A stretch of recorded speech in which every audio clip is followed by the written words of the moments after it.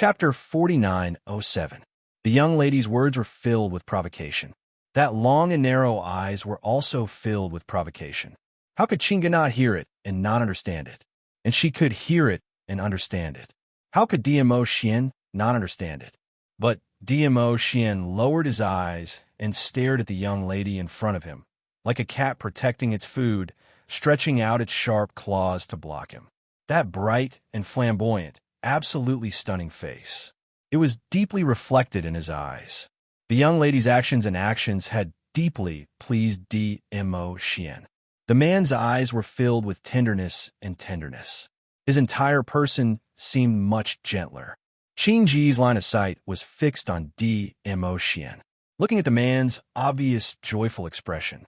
Suddenly, she felt a dull pain in her heart. She could tell how much the overlord valued the young lady in his arms. That pampering and gentle look. This was the first time she saw such an expression on the overlord. No, more accurately, as long as the overlord's line of sight fell on the young lady, his entire person was soft. But the moment his line of sight shifted, he would become the overlord of the past, all of his transformations, just because of that young lady named Yi Qing Luo. Her heart was extremely unwilling, so jealous that she wanted to explode. I'm sorry, I don't really like my man being stared at by other women for too long. That young lady in red flame moved her body, blocking Qing Ji's line of sight. After Yi Qing Luo stood still, her pink lips rose slightly. Her enchanting face revealed a hint of cold provocation. I'm different from Xian. I am... Her lips curled up, smiling coldly. I am too possessive. I can't allow anyone to taint my man. She paused. Her gaze turned sharp. Her half-squinted eyes reflected a cold glint as she stared coldly at Qing Ge. Word by word, she spat out the last half of the sentence, including in my heart, tainting. The young lady's overbearing and arrogant attitude, extremely flamboyant. It was a declaration of its sovereignty. Qing Ji's exquisite and beautiful face twisted slightly, but very quickly it returned to normal. Continuing to maintain her elegance and gentleness, she ignored Yi Qing Luo and instead looked towards DMO Xian. The woman's voice was soft and gentle. Your Majesty, that man just now has met Master before. If he tells Master that you are here, this I won't. DMO Xian's voice was indifferent. Even if there is, this lord doesn't mind to dig it out from the dark corners. Other than reminding DMO Xian, Qing Ying's words were there was another deeper meaning. Firstly, it reminded DMO Xian. The current Yi Qing Luo and Zhu Wu Xian had an ambiguous relationship. Secondly, Yi Qing Luo and Chu Wu Xian's entanglement was unclear, which led to him being discovered by Chu Wu Xian. Thirdly, it was because Yi Qing Luo believed in Zhu Wu Xian and gave him a way out, which gave Zhu Wu Xian the chance to complain to his lord. But no matter what the reason was, DMO Xian had already rejected it without hesitation. DMO Xian's eyelids didn't even bother to look at her, and that deeply hurt Qing Ji's eyes. We haven't found any leads on Kuku. Qing Ge was rejected once and felt a little frustrated, so she could only bring out the topic which DMO Xian was most interested in an attempt to attract his attention. Qing Ge. The man suddenly opened his mouth, as his voice was cold and emotionless as he called out her name. Chapter 4908. Qing Ji's eyes lit up as she looked at DMO Xian shyly and joyfully. Overlord. You can go back now. The man's next sentence sent Qing Ge straight to hell from heaven. Qing Ji's face turned slightly pale as her voice quivered. Overlord, we don't have much time. I want to spend some time alone with Lil Luo. The man's indifferent voice cut off Qing Ji's words. He wrapped his arm around the young lady's slender waist as he looked down at the person in his arms. At this moment, even his voice had turned gentle. I miss her. I miss her. These three words were like a hammer, pounding heavily on Qing Ji's heart. Qing Ji's face turned as white as a sheet. Her slender fingers clenched tightly as her eyes looked miserable delicate and pitiful. Immediately, she looked at Dmo Xian with an aggrieved look. She turned around and jogged out of the room. Her jogging speed was slightly slow, as though she was waiting for the man to stop her. But it was impossible to stop her. Not even in this lifetime would he be able to stop her. Yiqing Luo's eyes curved in satisfaction as she stretched out her hand and touched Dmo Xian's head. Her slender, fair fingers caressed his silky, black hair. Then she released his hair in satisfaction as her fingertips moved downwards and hooked his chin. "Be good. I'll reward you." Following the young lady's words, her fingers that were holding the man's chin suddenly exerted force. Her eyebrows were tinged with a hint of a joyful smile. If it was any other time, based on Dmo Xian's character, he would definitely scold Qing Gu to leave, and he wouldn't explain anything. Things like, "I want to spend some time alone with Lil Luo," or "I miss her," and so on. These were all purposely said for Qing Gu to hear. This kind of self-conscious action to cut off any thoughts of the opposite sex. It was simply too heartwarming, especially women who were totally irresistible, in front of the opposite sex who had improper thoughts, proactively showing affection, using his actions to prove that he was a married man. Conscious enough. No wonder he was her family's Xian. The light bulb had run away. What the hell? The entire room was left with Yiqing Luo and Dmo Xian, and a little dumpling who was sitting on the ground, staring at Dmo Xian in a daze. When he saw the two of them hugging each other and asking for a reward, Xiao Tuanzi had a feeling that her fairy was about to be snatched away. In the process of the young lady rewarding Dmo Xian, he suddenly pounced onto Yiqing Luo's legs. His small body forcefully squeezed between the two of them. She had a small face carved out of jade, with distinct black and white, round and lively big eyes. She was very cute. Dmo Xian lowered his head and looked at the little dumpling who was pushing him with all her might. A few rays of light flashed across his obsidian-like eyes. He bent down and picked up the little dumpling. Xiao Tuanzi was so frightened that she immediately grabbed hold of Dmo Xian's collar. His shimmering purple robe was messed up by the scratches. He was not angry. He just used his hand to pinch Xiao Tuanzi's face. His brows rose as he looked at Yiqing Luo. "When did you give birth to such a big child behind my back?" "Yiqing Luo, have a child? What do you mean by giving birth? How long had they been apart? Just a few months?" "I'm just teasing you." Seeing the young lady staring at him in shock, Dmo Xian couldn't help but let out a light laugh. Chapter 4909. With his other hand, he pulled her into his embrace. "Your little cousin looks a lot like you." Feng Shi and Feng Liqiong looked very similar. Feng Liqiong and Feng Ge looked very similar. Naturally, Feng Shi and Yiqing Luo looked very similar. If it wasn't for the fact that Feng Shi and Yiqing Luo's age didn't match up, they really had the feeling of mother and son. Especially, just now, the moment they pushed the door open. Chu Wuxian held Feng Shi in one arm as his eyes met Yiqing Luo's. Just for a moment, it gave one a kind of the feeling of a family of three. Dmo Xian's eyes sunk slightly. He lowered his eyelids as he gazed at the person in his arms. Then, he lifted Feng Shi up a little. A family of three? Ha! His kind was a family of three, all right.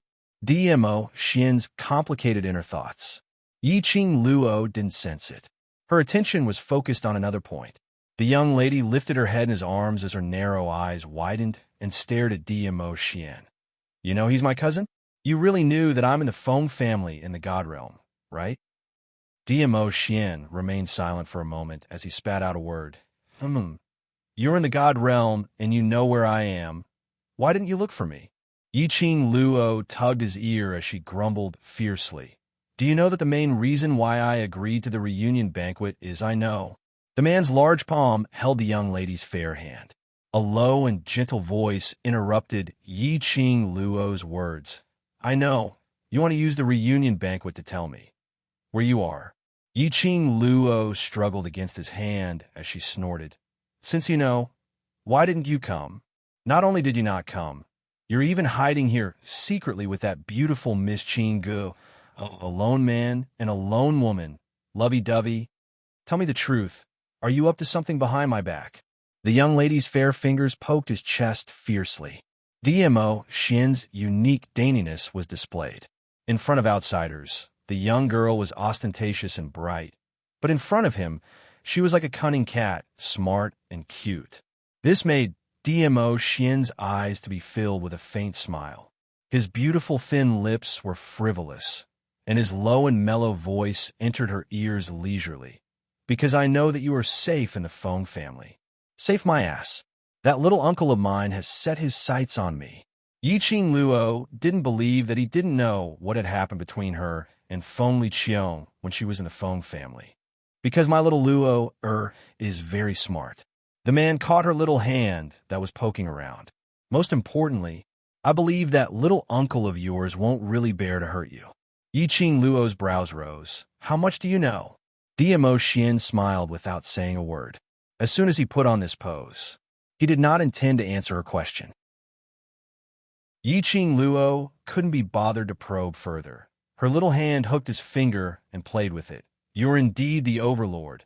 Even if you're holed up in this place, you're still very clear about foreign trade matters." "No." The man laughed softly. His voice was magnetic and pleasant to the ear. "Anything related to you is the most important thing to me." A passionate confession. It made Yiqing Luo's cheeks blushed slightly. How could he break the rules like this? She didn't have time to ask for any information. She lost her ability to think after being teased by DMO Xian. A handsome man was simply toxic. Chapter 49:10. Yiqing Luo expressed that she was absolutely not a superficial woman who only knew how to look at appearances. She tried hard to adjust the expression on her face as she stared at DMO Xian with a straight face and started to make trouble out of nothing. "Anyway, it's your fault that you didn't look for me at the first instance after you knew I was in the God realm." See that? She was so overbearing and domineering. She would never succumb to DMO Xian's honey trap. That little lady's demeanor fell into DMO Xian's eyes, just like a kitten acting coquettishly. It tickled his heart. DMO Xian's eyes were filled with warmth and tenderness.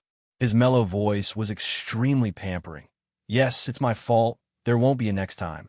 Yiqing Luo, no way. This guy was too good at flirting. Her man was too handsome. What should she do when she was charmed by his honey trap every day? "The reason why I'm here actually has something to do with you."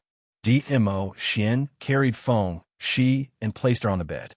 Then he held Yiqing Luo and walked towards the outer hall. Yiqing Luo pushed away the hand around her waist. "Cici will be afraid to stay here alone." "Afraid?" DMO Xian narrowed his eyes and stared at Feng Shi. "Will a man be afraid?" Feng Shi's little head shrank. She felt that his gaze was a little cold. Just as she was about to stretch out her hands to Yiqing Luo, she heard the second half of the man's sentence. A man. He was a man. How could he not be a man in front of his fairy sister? Immediately, he changed his words. "No, I'm not afraid." "Cici?" Yiqing Luo swatted away DMO Xian's hand and walked to the bed, bending over to touch his head. "Don't listen to his nonsense. I'm here to accompany you." Cici is really not afraid. Feng Shi's little face was firm. "Cici is a man.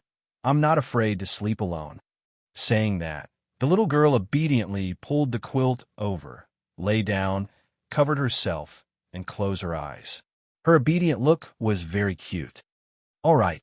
Behind her, the man's long arm scooped the young girl into his arms. "We'll be in the outer hall. We'll be able to hear anything." DMO Xian did not allow for any explanation as he brought the young lady to the outer hall. Without Feng Shi, the third wheel, the atmosphere between the two of them was much more intimate. Yiqing Luo sat on the mahogany chair as she grabbed the man's finger and played with it. "Earlier you said, the reason why you're in the Palace of Seclusion is because of me. What do you mean by that?" The man's ink-like eyes reflected the girl's enchanting face after the disguise. That pair of familiar, charming eyes seemed to be able to reflect into his heart. His eyes were filled with love. When Sheng replied, The power of the Palace of Gloomy Darkness is too complicated. If we want to eradicate it, we have to find the mastermind. But the mastermind is too cunning. It won't be easy to catch him.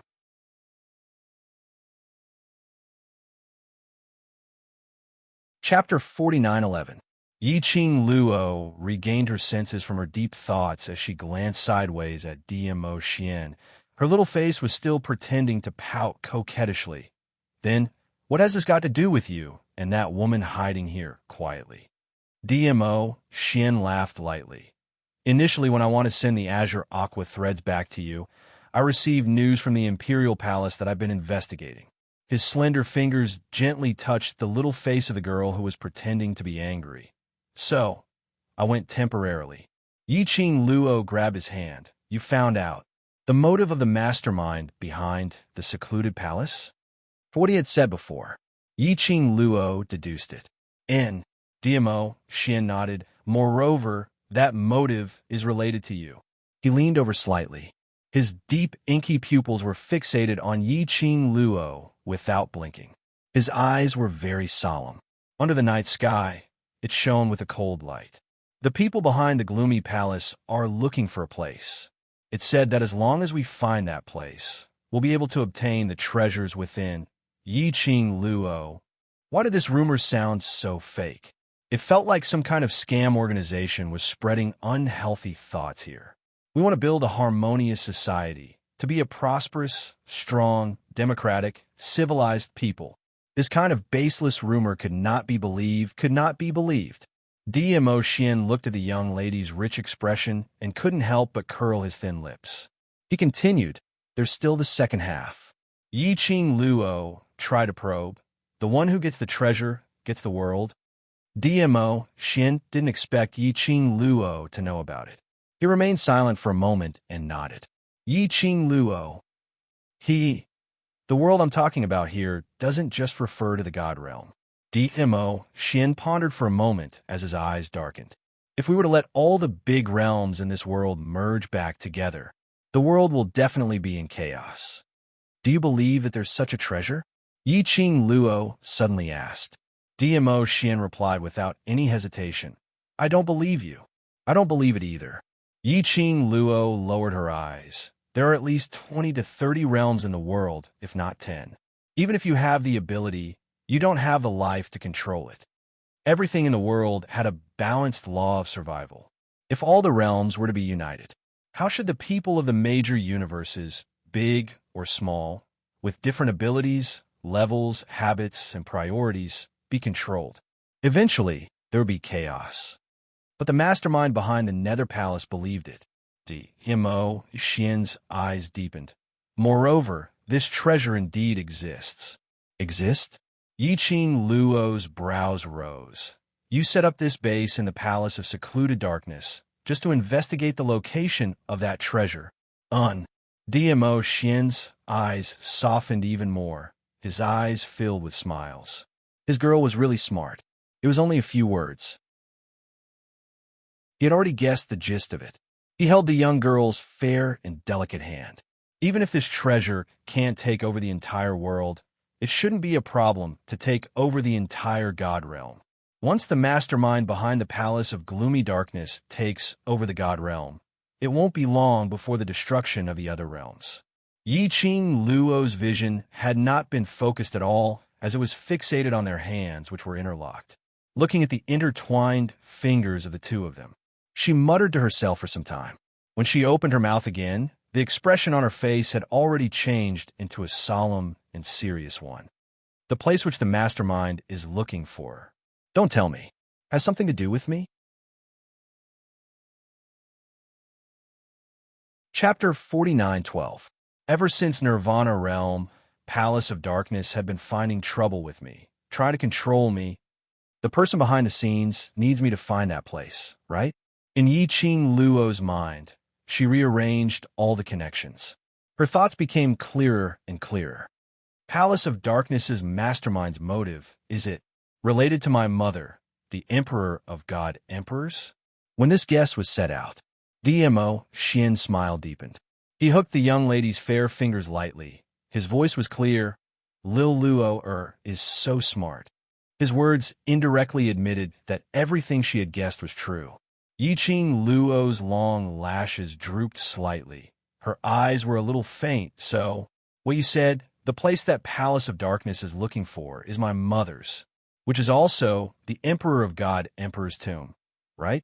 The Emperor of God Emperor's tomb. The place where the Emperor of God Emperors had passed away.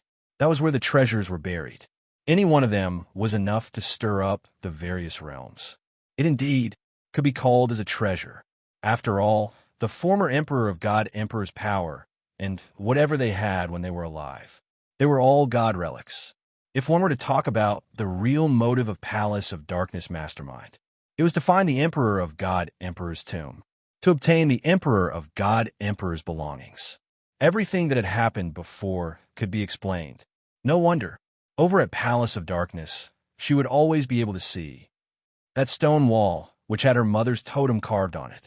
Every time she touched those stone walls, she would always fall into the periphery of the Emperor of God Emperor's tomb. This was all Palace of Darkness conspiracy. Those stone walls must be the mastermind behind Palace of Darkness, based on the information that she knew about the Emperor of God Emperor's tomb, to research a path to the Emperor of God Emperor's tomb, and at the same time, to test if she really had the qualification to enter the Emperor of God Emperor's tomb. No wonder, when Palace of Darkness tried to deal with her several times, most of the time, their motive was to control her, not to kill her. It was because only she could open the Emperor of God Emperor's tomb. Actually, in other words, it was rumored that the Feng family had treasures.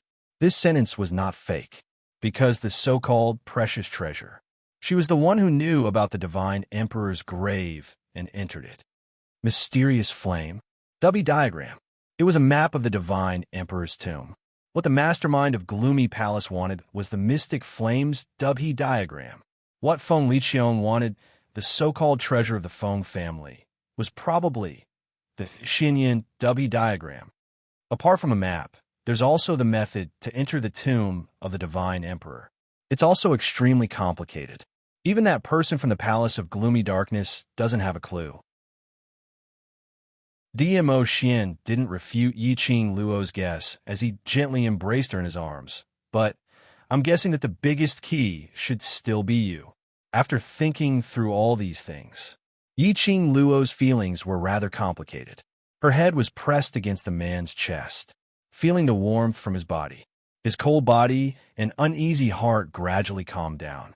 Did you stay in a base of the Palace of Gloomy Shadows with Qing Gu to investigate how to enter the tomb of the Divine Emperor?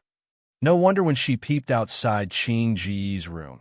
That study room was filled with various books and scrolls of ancient books. She shut her eyes as she buried her entire body into his warm embrace. By his side, there was a sense of security which made her rely on him. Chapter 49:13. For the Palace of Darkness to kidnap Cece at this juncture, is it because the mastermind behind the Palace of Darkness has found a way to enter the Divine Emperor's tomb? Other than me, there's also Cece. Can she replace me to enter the Divine Emperor's tomb? Dmo Xian gently stroked her hair with his fingertips. Feng Shi is a descendant of the Feng family. Whether she has the qualification to enter the Divine Emperor's tomb, or whether she has any secrets about the Divine Emperor's tomb, the people behind the scenes of the Dark Nether Palace are not sure. I think the mastermind behind the Palace of Darkness is just trying. His soothing voice was gentle and mellow, which could easily soothe all the uneasiness in her heart. I will send you and Feng Shi out of here. As long as you don't leave the Feng family's territory, the Palace of Darkness will not dare to lay a hand on Feng Shi. What about you? Yiqing Luo's little hand grabbed his collar as she raised her head slightly. Do you still want to stay here? I will look for you after I find the clues. Dmo Xian patted her head. Yiqing Luo's little hand tightened. No, I don't want to. She couldn't always hide in the safe zone. She had to let Dmo Xian overcome all the obstacles for her. I'm with you, not because I want you to do anything for me, but because I want to be with you. Yiqing Luo's voice was a little hoarse. Her long and narrow eyes were stained with a few sparkles. I said before, I want to grow to to stand by your side, shoulder to shoulder with you. The purpose of my coming to the upper realm is to find out my background, to know why my biological parents would abandon me. Now I have found it. The Palace of Darkness's target is me, my mother. I can't keep hiding under your wings like this. Other than me, no one can really solve this matter. Following the young lady's determined voice, the light in her eyes became brighter and brighter. It was as if his eyes were filled with a sky full of stars. Unwavering. She looked at DMO Xian fixedly. Their eyes met. The young lady's eyes rippled slightly. Her pink lips curled into a brilliant smile. Ah, Xian, I want to be with you. Little Luo. DMO Xian sighed softly. His inky black eyes reflected her charming and enchanting face after her disguise. But under DMO Xian's gaze, Yiqing Luo felt that. It was as if he could see through the disguise on her face and see the real her. I can't do anything to you. The man chuckled and hugged her even more tightly. There was a rare gentleness in his voice. Yiqing Luo's eyes were filled with smiles, like a cat who had gotten her way, her charming eyes curved. Because I was born to be your nemesis, my dear. Overlord. The man did not speak again. However, the doting look in his eyes and the gentleness in his actions represented all the answers. She would not leave his side, but how could he bear to part with her? Therefore, let's keep him by our side. Under his watch, he could be more at ease. Hence, when DMO Xian pulled Yiqing Luo back to Qing Ji's room, Qing Ji's expression, it was extremely complicated. The expression she shot towards Yiqing Luo was the most obvious, jealousy and hatred between ladies. Meeting Qing Ji's gaze, Yiqing Luo's pink lips curled up as she smiled sweetly at Qingge. My Xian has been troubling you for so many days. I'm really sorry.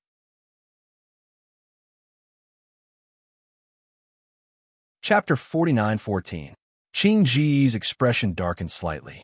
She didn't respond to Yiqing Luo, but turned her gaze towards DMO Xian. Overlord, are you planning to leave? Qing Ji's tone was carefully probing. She was afraid that DMO Xian would really follow Yiqing Luo, intending to leave the secluded palace. She had yet to attract DMO Xian's attention. He hadn't gotten the respected Di Zun yet. She had allowed another woman to take him away from her hands, just like that. Wouldn't she lose all her face? If this matter were to spread, where was her charm as a pure pigeon? Thinking of this, the coldness in Qing Ji's eyes intensified. Not waiting for DMO Xian's reply, he had already opened his mouth. We've finally found some clues, if you were to leave now. Wouldn't it be a waste of effort? Yiqing Luo casually blocked in front of DMO Xian as her lips curled into a smile. Miss Qingge, don't worry. Xian has no intention to leave the base now. Then, Qingge finally shifted her gaze towards Yiqing Luo. What did you mean by what you said earlier? Yiqing Luo's smile deepened. Her long and narrow eyes were like a rose in full bloom, enchanting elegance. Ah, what I said is right. Previously, it was my Xian who had troubled you for several days. From today onwards, both of us will have to trouble you, Miss Qingge. As if she could not see Qing Ji's increasingly gloomy face, she continued to smile sweetly. I believe, Miss Qingge, you will not reject me, right? Qing Ji's face darkened, and she clenched her fists. You want to stay here too? Well, a woman, wherever Xian is, I will naturally be there. Yiqing Luo replied with a smile. You two aren't married yet, right? Qing Ji's breath caught in her throat. Looking at the intimate posture of the two, she clenched her fists so hard that her fingertips turned white. Yiqing Luo tilted her head as she giggled. As long as I want, I can even get married now. Qing Ji's gaze was filled with complex emotions as she looked deeply at DMO Xian, as though he was anticipating DMO Xian to say a rebuttal. However, the man didn't even glance at her from the corner of his eyes. His vision fell onto Yiqing Luo's figure without blinking, as though in his eyes, other than Yiqing Luo, he couldn't see anyone else. Qing Ji's breathing quickened. There were a few times when he wanted to open his mouth and tear apart the girl's provocative and bright smile, that was filled with mockery. But in the end, she suppressed the impulse in her heart. Her delicate eyebrows were slightly furrowed. Her gentle and elegant face revealed her noble majesty. She pursed her lips and said in a deep voice, "Miss Feng, it's not that I don't want to take you in, but this is the territory of the Palace of Darkness after all." She purposely emphasized the word take in and smiled coldly. "The Overlord is staying here because I believe in your strength. Even if his lordship notices your existence, the Overlord can still leave the base of the Palace of Darkness quietly. But, Miss Feng, I don't think you can do it." Her judgmental gaze sized up Yi-Ching Luo from head to toe. His eyes were filled with mockery and disdain. "Miss Feng, as Lord Dizun's woman, you should learn how to share Lord Dizun's burden. You shouldn't recklessly create trouble for Lord Dizun just because Lord Dizun loves you." Qing Ji's every word was belittling Yi-Ching Luo. In Qing Ji's eyes, Yi-Ching Luo was merely a cultivator with low ability. Chapter 49:15. The only one that was presentable could only be the identity of Feng family's Mississippi. The most important thing was Feng Qing Luo. This Feng family's miss was not legitimate. She was merely the Feng family's adopted daughter on a whim. If she were to appear, presumably, the Feng family would not offend her just for this adopted daughter. Qingge thought in this way, as the disdain in her eyes deepened. Facing Qing Ji's sarcasm, Yi-Ching Luo's expression had not changed at all. Her eyes were still curved, as the ends of her eyelids arched upwards, curling into a glistening expression. That enchanting face was as exquisite as a blooming rose, blooming with the most dazzling elegance. Regarding this point, Miss Qingge need not worry. Yi-Ching Luo's voice was clear and melodious, like pearls falling on a plate, extremely pleasant to the ears. "I can't, Xian can. He will protect me. As Xian's woman, actually it's not as complicated as what Miss Qingge thought. As for me, as long as I stay by Xian's side, enjoying his pampering, that's enough." Yi-Ching Luo hugged Xian's arm, leaning her head towards him, smiling sweetly. Women should be pampered, doted on, loved. But for someone like Miss Qingge, at such an age, still alone, you should not understand this feeling. Qing Ji's expression, before Yi-Ching Luo's words finished, seemed to be covered by dark clouds. The anger in her eyes was like a blazing fire. Her exquisite and elegant face uncontrollably twisted slightly. "Qingge." Xian opened his mouth indifferently as he shot a glance at Qingge. "If it's not convenient, I will return to the Feng family with little Luo first. I'll have to trouble you to send the ancient books here to the Feng family." The moment the man opened his mouth, he had completely stated his stand. Qingge was an intelligent person. How could she not hear the warning in Xian's tone? If it was any other time, Xian didn't even want to say a word more to her.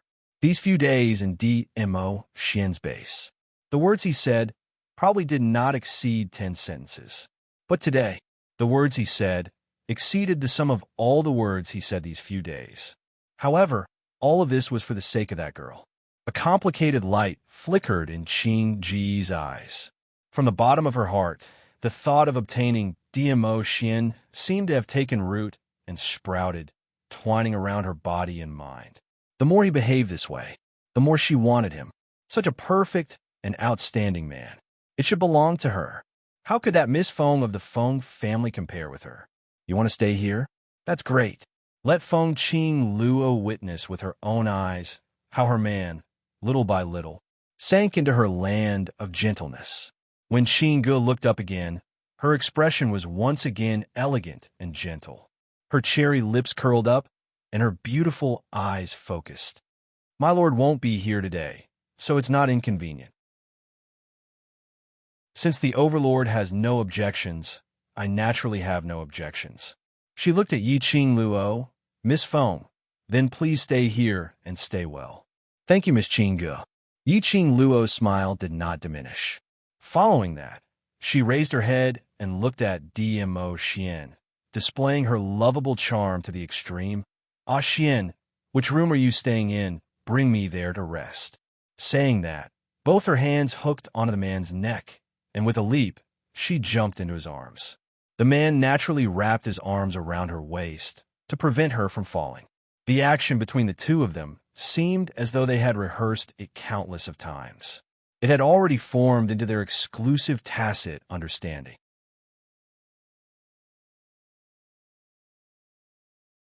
Chapter 49:16. This one action fell into Qing Ji's eyes. This made the jealousy in her heart burn even more, as her brows overflowed with uncontrollable jealousy and hatred, until she saw Dmo Xian condescending himself, as though he was carrying a precious treasure, carrying her as he turned around and left the study. Her jade-like fingers clenched tightly as the smile on her face slowly turned cold. She slammed the table heavily. The table full of books and paintings were scattered all over the floor. That damned Feng Qing Luo. She must have provoked her on purpose, intentionally being so intimate with the Overlord. He had purposely shown her how much the Overlord doted on her, and how much he loved her, trying to use this method to make her give up. Impossible. Princess. A black shadow suddenly appeared out of thin air and knelt down respectfully in front of Qing Gu. Do you need me to share Princess's worries? No need. Qing Ji's eyes were gloomy. Her elegant face revealed a trace of noble arrogance. It's just a man. There's no need for you to do anything. She raised her delicate eyebrows, slightly raised her chin, and arrogantly said, The Overlord is a prey that I have my eyes on. Towards prey, I prefer to tame them myself. You better hurry up and find out the secret of the Palace of Darkness as soon as possible. My lord is too sensitive. The longer time passes, the easier it is for your existence to be discovered. Qing Ji's eyes sunk, like a deep pool, as deep as the sea. By then, there's a high possibility that I will be suspected by my lord. Yes. The black shadow's tone was solemn. After spitting out a word respectfully, the figure disappeared into thin air as soon as it appeared. The room fell into a dead silence once again, as if everything that happened earlier was just an illusion. Dmo Xian carried Yi Qing Luo all the way to the room next door. Pushing the door open, the room was filled with the unique sandalwood scent from Dmo Xian's body. Yi Qing Luo circled Dmo Xian's neck, raised her brows, and looked at him. Looks like that Miss Qing Gu treats you quite well. The room she arranged for you is in line with your style. Dmo Xian put her down. Still jealous? Jealous? Yi Qing Luo snorted coldly. Is she worthy? Could a rival in love that posed no threat at all be considered a rival in love? At most, she was just a die-hard fan of Dmo Xian. You're not jealous? Why you look so pale? Dmo Xian's slender, jade-like fingers pinched her face as he gave a low chuckle. It's all right to admit that you're jealous. I like to see you being jealous because of me. He took the girl's hand and held it tightly. I like to see you blocking my way, blocking other people's covetous eyes. I like to see you like a female warrior, declaring your sovereignty. I like seeing you care about me. The man's gentle and mellow voice was like fine wine, seeping into her eardrums and flowing into her heart. Yi Qing Luo felt slightly tipsy. Her cheeks were flushed and her heart was beating rapidly. She felt as if she was floating on air. This man, she began to speak words of love. It was really a little hard to control. When did he become so good at flirting? The girl's eyes were filled with shyness. The man moved closer. Why aren't you saying anything? Yi Qing Luo lowered her head and raised her hand to block that peerless, handsome face that she couldn't control and pressed it back. Yes, I'm jealous, all right? Seventh miss who likes trash. Lord Overlord, please be gentler with your love. Seventh miss who likes trash. Lord Overlord, please be gentler with your love.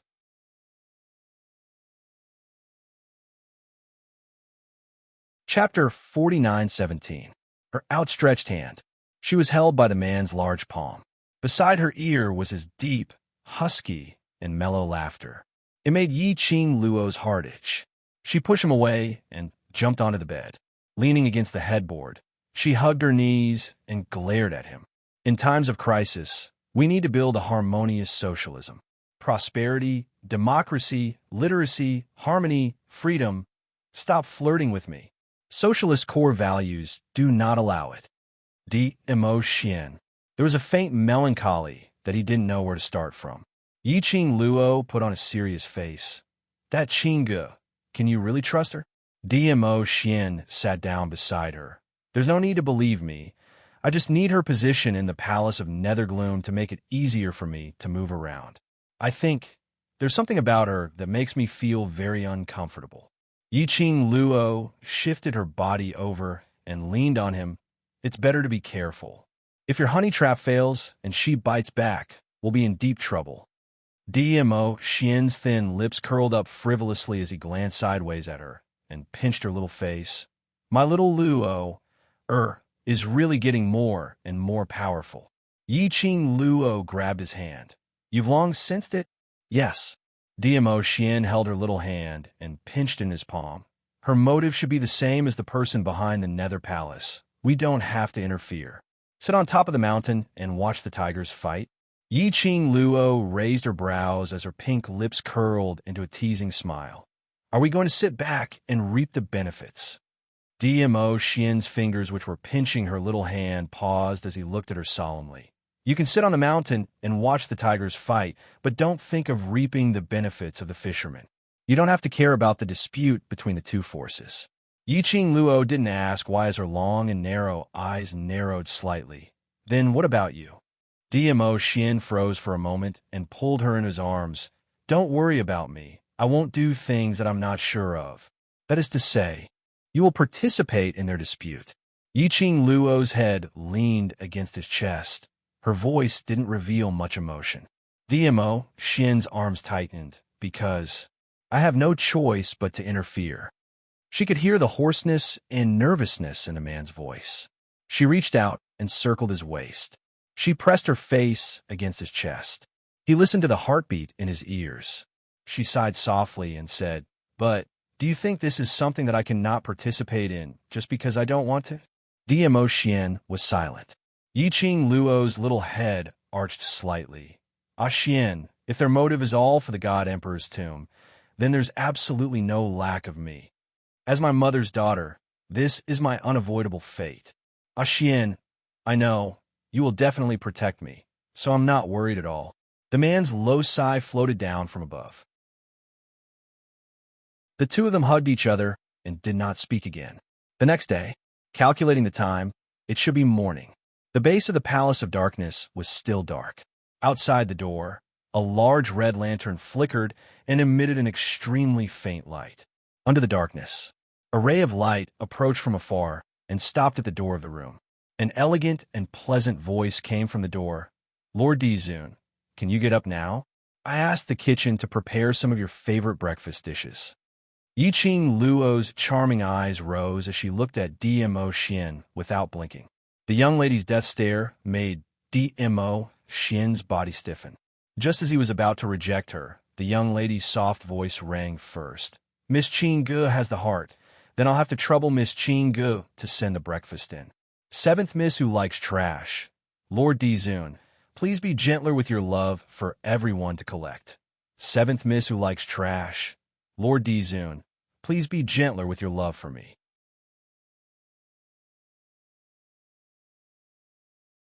Chapter 49:18. The person outside the door was stunned for a moment. The atmosphere in the air seemed to have turned much colder. Yi Qing Luo naturally felt the change in the air as her pink lips curled into a teasing arc. After some time, the room door was pushed open. Qingge was dressed in a white muslin long dress as she walked into the room with a fairy aura. That white lotus arm was carrying an exquisite and fragrant breakfast as she walked in leisurely. Her posture was elegant and her smile was just right. But the moment she stepped into the room, Qingji's smile froze on her face. She almost couldn't hold on to the tray she was carrying. Her face turned slightly pale as she looked at the scene in front of her in shock. The young lady dressed in red was hugging a 5 to 6-year-old boy with bright eyes and white teeth. She sat on the red sandalwood chair as her fair fingers pinched Xiao Tuanzi's face from time to time, while DMO Xian, who was dressed in a black robe, stood behind the young lady. His slender fingers rested lightly on the back of the chair. His eyes drooped slightly as his deep black eyes gazed tenderly at the young lady. Golden Boy and Jade Girl, a perfect match. It was a déjà vu feeling of family of three. This warm picture of a family. It was like a thorn piercing into Qing Ji's eyes. The expression on her face was overcast, dark and gloomy. "Miss Qingge, what's the matter?" Yi Qing Luo's slender eyes raised as she looked at Qingge with a smile. That bright-eyed Xiao Tuanzi and the young lady looked over at the same time. Two similar faces reflected in Qing Ji's eyes. Qing Ji's pupils constricted. This is yours? Feng Qing Luo actually had the overlord child? How could this be possible? Look at this child's age. This meant that Feng Qing Luo and the overlord had known each other for at least 5 to 6 years. Yi Qing Luo lowered her head to look at Xiao Tuanzi in her arms as she slowly stood up and fought alongside DMO Xian. Her fingertips brushed against Xiao Tuanzi's face as she asked with a smile, "My CC, looks adorable, right?" The man cooperated as he circled his arm around the young lady's shoulder.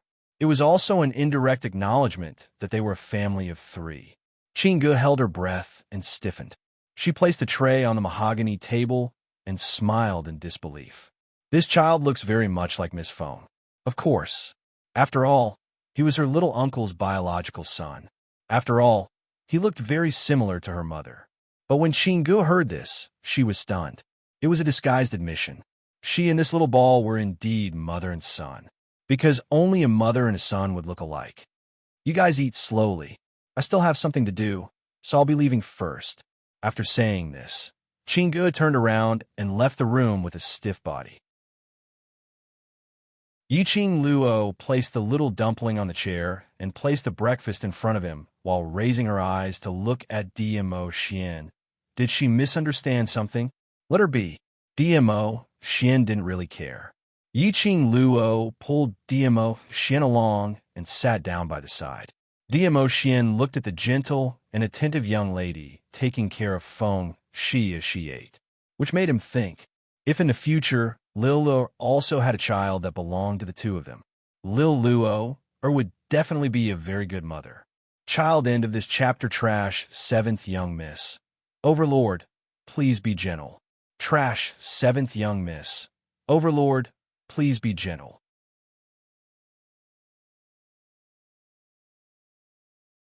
Chapter 49-19. She stopped feeding and stared suspiciously at DMO Xian from head to toe. "Want a view-free view? Whole page. Please Baidu search." The man raised his hand and held the young lady's slender wrist. His slender fingers easily picked up the breakfast in the young lady's hand. After that, he held the young lady's hand in his palm. "When do you intend to marry me?"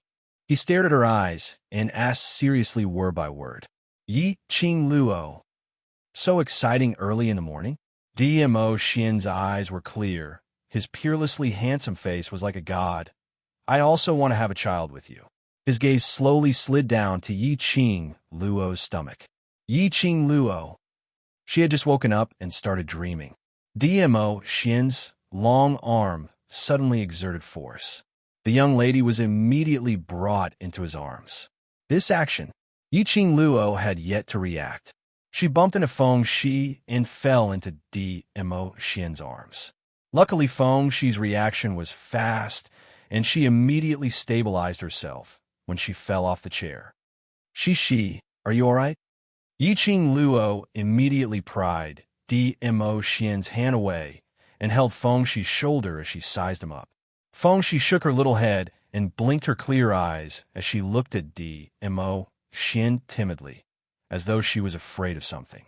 Yi Qing Luo carried Feng Shi back to the chair and turned to stare at DMO Xian. "Don't scare Shi. DMO Xian." He looked down at his empty arms. He felt that he had fallen out of favor. His gaze was filled with hidden bitterness as he stared at Yi Qing Luo. "Then you hurt me. What about this? That expression was like a large, loyal dog. It made Yi Qing Luo's eyes soften. She stared at DMO Xian unhappily. There are still so many things that have not been settled. How can we talk about marriage? Not to mention the sacred treasure. DMO Xian drooped his head. His thick black hair hung down slightly and scattered on both sides of his cheeks. He revealed a somewhat dispirited posture. Yi Qing Luo. This pitiful, like an abandoned large cute dog expression really made one unable to bear it. This man always had all kinds of fancy ways to make her compromise. Yi Qing Luo sighed and softened her tone. It's not like I'm not marrying you. In this lifetime, I will only marry you and not anyone else. I'll only give birth to your baby. So, you don't have to worry at all. It was just a few simple words, and successfully smoothed out DMO Xian's fur. Thousands of words of love. Not as good as one sentence, I won't marry anyone but you. DMO Xian raised his head, his obsidian-like eyes sparkling and translucent. The rippling glazed light emitted a sincere and resolute light. He gazed at the young girl and said seriously and solemnly, I will marry no one else but you. A faint smile surfaced on Yi Qing Luo's brows. She placed her hand on the man's large palm. Just as she was about to speak, someone tugged on her clothes. Xiao Tuanzi's crisp voice rang out. Fairy sister, Cici wants to eat that dumpling. Yi Qing Luo immediately retracted her hand and turned her head to look at the edge of the table, at the stack of red bean dumplings that Xiao Tuanzi couldn't reach even if she stood on the chair. She stretched out her hand and placed the red bean dumpling in front of Feng Shi. Eat carefully, don't choke. Feng Shi nibbled on the dumpling contentedly. DMO Xian. Damn, this lord has really fallen out of favor. He complained again as his gaze swept straight to Feng Shi. Aren't you going to send this kid back to the Feng family? Fourth watch.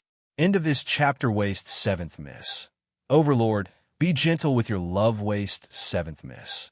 Overlord, be gentle with your love.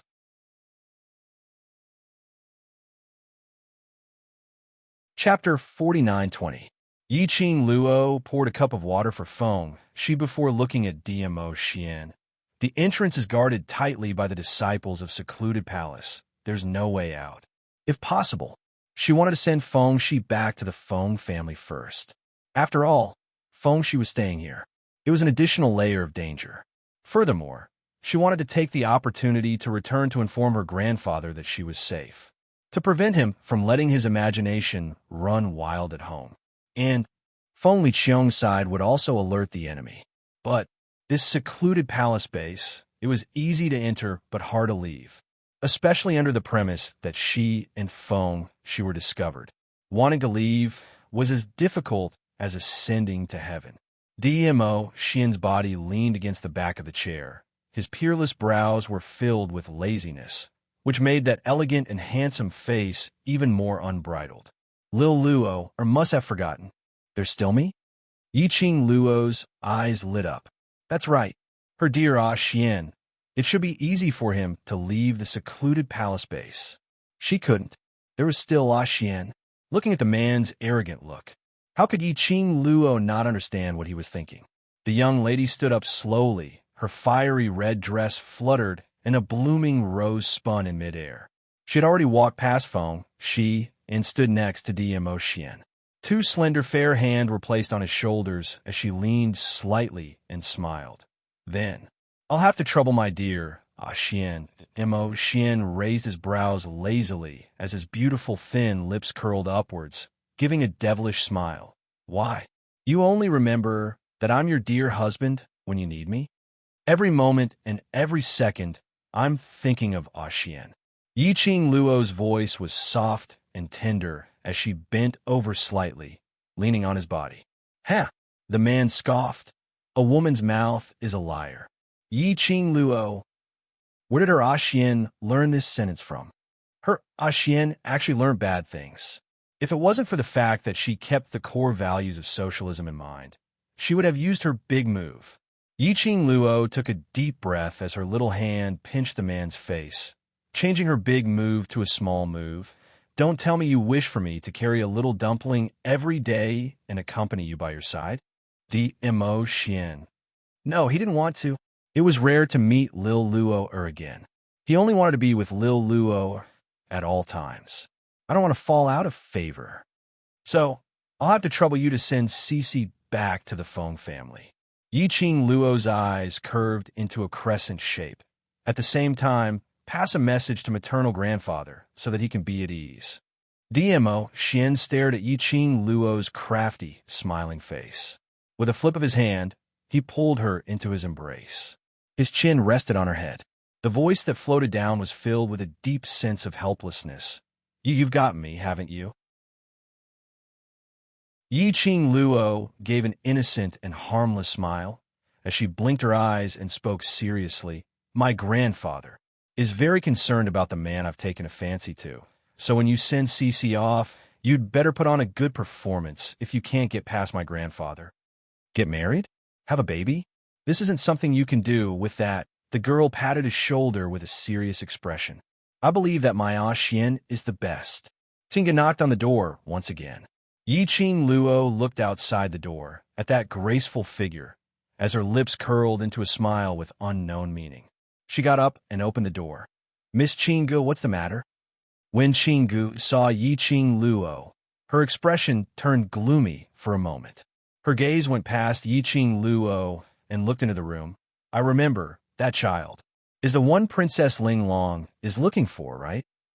Seventh Miss who likes trash. Overlord, please be gentler with your love. Seventh Miss who likes trash. Overlord, please be gentler with your love.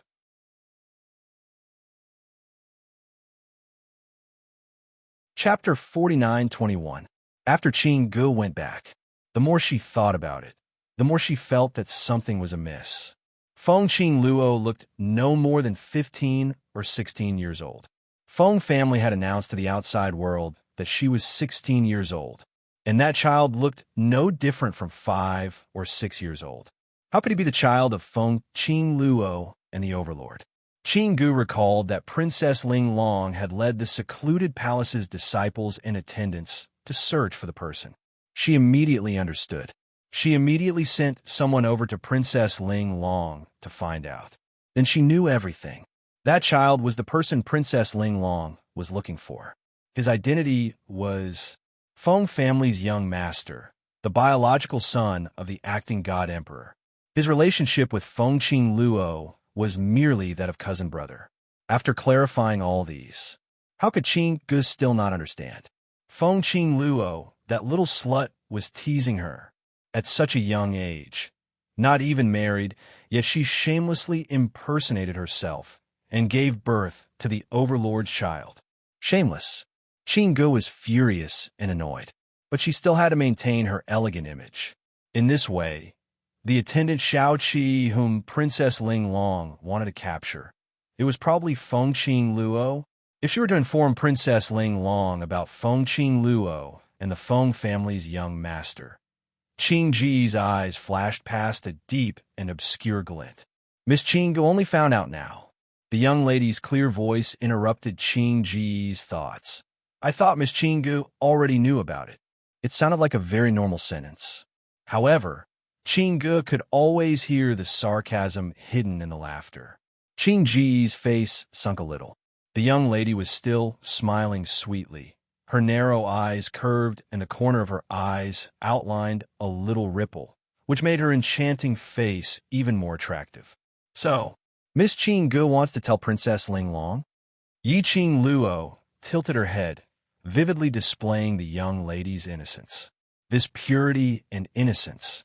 This caused Qinggu to feel even more frustrated in her heart. She really couldn't understand. How could the high and mighty Overlord be the same as those ordinary people? He actually liked this kind of unpresentable lady.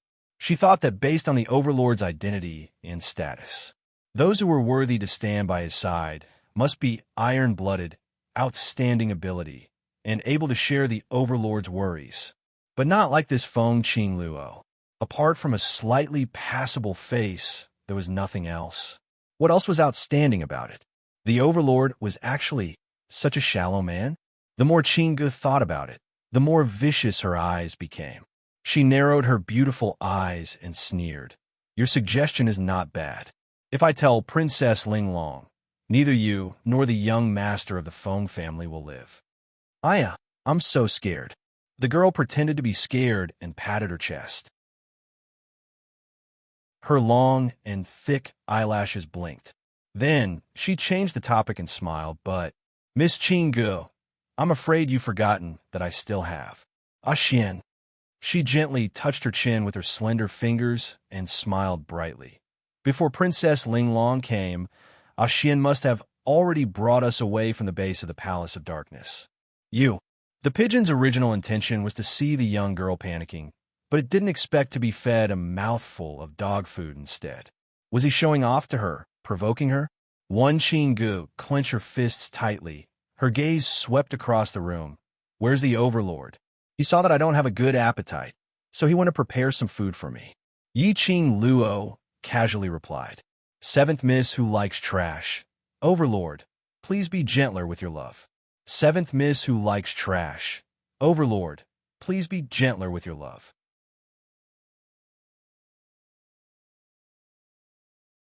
Chapter 49-22. An invisible display of affection was simply a critical hit. This was clearly a blatant provocation. How could Qingge tolerate it any further? Miss Feng, you are at least considered as the Overlord's woman. I don't expect you to be of any help to the Overlord, but at least don't drag him down. In her eyes, the Overlord was as noble and elegant as a god. He was actually preparing food for a woman? Was this still the Overlord that she knew? Qing Ji's words. All of them were belittling Yi Qing Luo. Yi Qing Luo blinked her eyes as she explained seriously. It's not that it can be considered as such, but it is. She repeated every word. Not just now, I am the Overlord's future wife. She finished her sentence with a serious face. Her pink lips curled into a sweet smile. May I know for what standpoint is Miss Qinggu speaking these words to me? The words that came out of that smiling young girl's mouth were particularly piercing. No matter how dumb Qinggu was, she could tell that this innocent-looking young lady was not someone easy to deal with. The so-called innocent look was merely a facade to deceive the Overlord. Not waiting for Qinggu to speak, the young lady's long and narrow eyes were already curved as she slowly walked towards her. The fiery red dress was like an excited fire elf, burning with a seductive flame. The young lady seemed to be stepping on a sea of fire. She curled her pink lips into a sweet and soft smile, but her long and narrow eyes were filled with an oppressive aura. Miss Qingge knows of my existence, but she purposely sends flirtatious glances at Xian right in front of me. Miss Qingge, do you want to be my Xian's concubine? Qing Ji's pupils suddenly congealed. An obscure hurricane surged in her eyes. She was a dignified princess. How could she possibly be someone's concubine? This was simply a humiliation. However, the young lady seemed to be unable to see Qing Ji's gloomy expression as she smiled sweetly. Although, to be my Xian's concubine is considered as your blessings for several lifetimes. But her charming eyes were clear and bright, and a smile spread in her pupils. I won't allow it. As for me, I'm very possessive. I only want to have Xian to myself. The others don't even have a chance. Yi Qing Luo's brows rose as her dazzling and bright face was filled with absolute elegance. So, with this kind of thinking of snatching my future husband, what qualifications do you have, what stance do you have? To stand in front of me, preaching to me? The girl was clearly smiling. Her eyes were also filled with that sweet and soft smile. However, the flames on her body and the cold light in her eyes were obviously provocative. Qing Ji's face darkened. This girl was indeed different from what she appeared to be on the surface. Dizun wasn't around. He would reveal his true colors. Her eyes turned gloomy as she suddenly closed in on Yi Qing Luo, stretching out her hand and locked on her neck. Feng Qing Luo, say it again. No matter how many times I repeat it, it's still the same. Yi Qing Luo's expression didn't change as the corner of her eyes curled into a ridiculing smile. Miss Qingge has flown into a rage out of humiliation. Qingge locked onto Yi Qing Luo's neck tightly as she pressed her against the wall. Feng Qing Luo, don't be unbridled just because you have the support of the Overlord. If I want you to die, even if the Feng family comes, they can only swallow it in silence. Yi Qing Luo blinked her eyes in surprise. I didn't expect that as an esteemed guest of the secluded palace, Feng family, the acting god emperor's family, could swallow it in silence. Miss Qing Ji's real identity, don't tell me.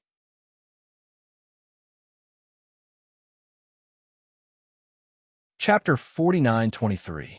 Qing Ji's expression congealed. A trace of evil aura appeared in the depths of his eyes. The 5 fingers on the young lady's slender neck were filled with murderous intent. For a moment, that elegant and noble lady instantly turned into an Azura, killing god. What do you know? Qing Ji's voice was gloomy, as though it was wrapped in an extremely cold storm. The sudden increase in strength on her neck made Yi Qing Luo's expression change slightly. But although Qing Ji's murderous intent was strong, but the strength was not to the extent of taking one's life. It was probably because of some misgivings. Yi Qing Luo moved her neck, and her fair hand slowly covered the back of Qing Ji's hand. She didn't try to pry Qing Ji's hand away. She just carelessly poked Qing Ji's hand bit by bit. Her voice was languid and calm. Miss Qingge is so agitated. Could it be that I accidentally poked into your unspeakable thoughts? Qing Ji's eyes were covered with frost, murderous intent. What on earth do you know? Originally, I didn't know anything, but now it makes me curious. What secrets do you have? Yi Qing Luo's slender brows rose slightly. Her eyes filled with a smile. Miss Qingge, why not? Satisfy my curiosity? I'm afraid you won't live to know. Qingge stared at Yi Qing Luo's eyes, as though trying to see if she was lying from her eyes. Yi Qing Luo blinked her eyes. Really? Then you can give it a try. The young lady intentionally raised her neck so that she could easily clasp her neck. But you need to think about how to explain to Xian. Qing Ji's hand suddenly froze. The sinister expression on her face, which was filled with murderous intent, slowly receded. Yi Qing Luo fearlessly curled her pink lips and continued. Miss Qingge is so powerful that my godfather, acting god emperor, doesn't dare to provoke you. I wonder, will the imperial palace not dare to provoke you? Feng Qing Luo. Qingge gritted her teeth and spat out her name. She stared at her angrily for a long time. Then she angrily released her hand from her neck. Yi Qing Luo's expression was relaxed as she carelessly touched her own neck, slightly twisting her neck as she indifferently raised her brows. I'm really curious now. Miss Qingge, your real identity, what is it? Yi Qing Luo's expression turned cold. Stop putting on an act. Qing Ji's eyes were filled with murderous intent. Don't think that I won't kill you. Indeed, you don't dare. Yi Qing Luo's lips curled up in ridicule without any hesitation. Do you think I'm like that kind of little white rabbit who doesn't know how to retaliate, even if you bully me?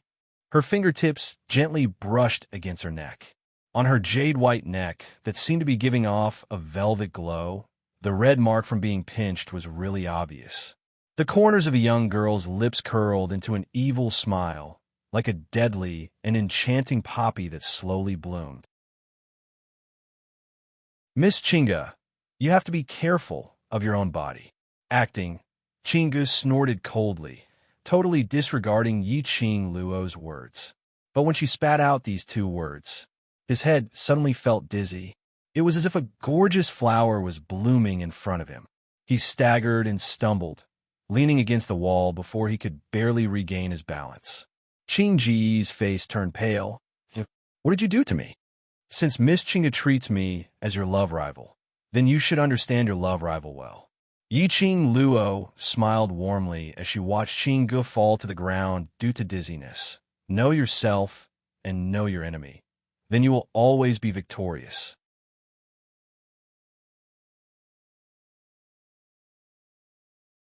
Chapter 49-24. She squatted down and met Qing Ji's gaze. Am most proficient in poison. She casually grabbed a lock of Qing Ji's hair and said, "Before you kill me, why don't you think about how to detoxify it?" "You." Qing Ji's face contorted in pain. "You're despicable." "Despicable?" Yi Qing Luo raised her brows as her fingertips brushed past her forehead and gave a harmless smile. "I am a vengeful person. Miss Qing Gu wants to kill me. How can I remain indifferent?" She suddenly loosened her grip on Qing Ji's hair. The lady fell heavily onto the ground. She gasped in pain. Yi Qing Luo stood up and looked down at Qing Gu. "Since Miss Qing Ji's ability is way above the Feng manner, then I believe Miss Qing Gu has a way to detoxify it, even if you don't need me. Then I shall not force Miss Qing Gu to lower your noble head to me. I hope the next time we meet, Miss Qing Gu will have the chance to kill me." Her words fell. Her fingertips moved, and a flame feather fan was gently fanned. The hurricane swept Qing Gu, who was lying on the ground, and pushed her out of the room. Bam! The room door was closed, and Qing Gu was locked outside. Yi Qing Luo remained silent for a moment and quietly went close to the door and looked outside. Qing Gu, who had been thrown to the ground, had a face as pale as a sheet of paper and was slightly twisted and hideous. Her fingers were curled up weakly. She was angry, but she couldn't muster up any strength. Even the profound qi in her body seemed to have disappeared. Like a cripple, lying on the ground, unable to move. Yi Qing Luo stood by the door and stared at Qing Gu. About half a stick of incense later, a black figure silently approached the clear pigeon. Yi Qing Luo had yet to see the appearance of that black shadow clearly. In front of her, there was no one else. Qing Gu was taken away by that black figure. Yi Qing Luo's brows rose as she wasn't too surprised. She squatted here and stared. He wanted to see exactly what kind of power stood behind Qing Gu. She saw Qing Ji's reaction earlier. Presumably, the power behind her. It was an unspeakable secret. By the time DMO Xian returned, it was already 8 hours later. In his hand was a large basket of fragrant and delicious desserts and dishes. Smelling that smell, Yi Qing Luo knew that this was done by Feng Pe. "Have you sent Cece back?" Yi Qing Luo held DMO Xian's hand as she rubbed her head against his body. DMO Xian nodded. At the same time, he placed the desserts and dishes on the table. Yi Qing Luo looked up at him. "Looks like you've gotten grandfather's approval." From DMO Xian's body, there was a faint fragrance of wine. This meant that he had drunk some wine, and there was only one thing that could make DMO Xian drink with Grandpa. Moreover, DMO Xian was carrying the snacks and dishes that Granny Feng had personally made. This meant that DMO Xian was instructed by her grandfather to bring this food for her. As expected, DMO Xian nodded again. He placed the wooden chopsticks in Yi Qing Luo's hands and pressed the young lady onto the table. "Have a taste." He looked down. The man's vision fell onto the young lady's fair neck.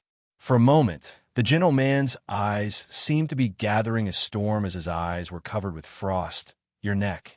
What's the matter?" He pressed the young lady's shoulder as he bent over slightly and looked at her neck. "Seventh Miss who likes trash. Overlord, please be gentler with your love." "Seventh Miss who likes trash. Overlord, please be gentler with your love."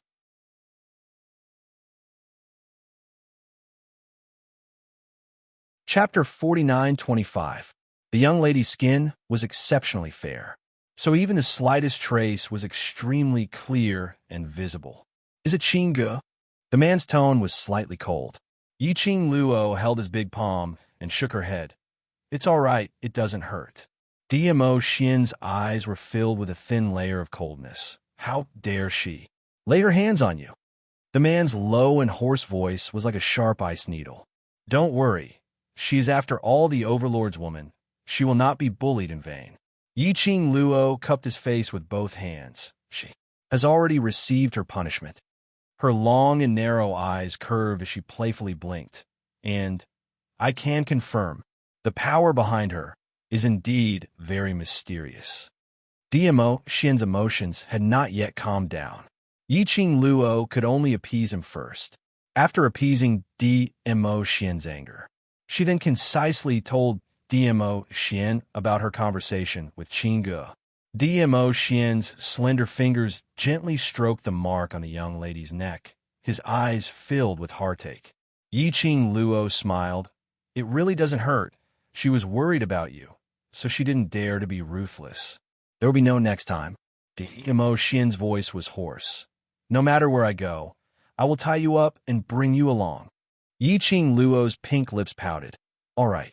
The man slightly lowered his eyelids. His tone was somewhat gloomy. Even under my eyelids, she could hurt you. This is not your fault. You have protected me very well.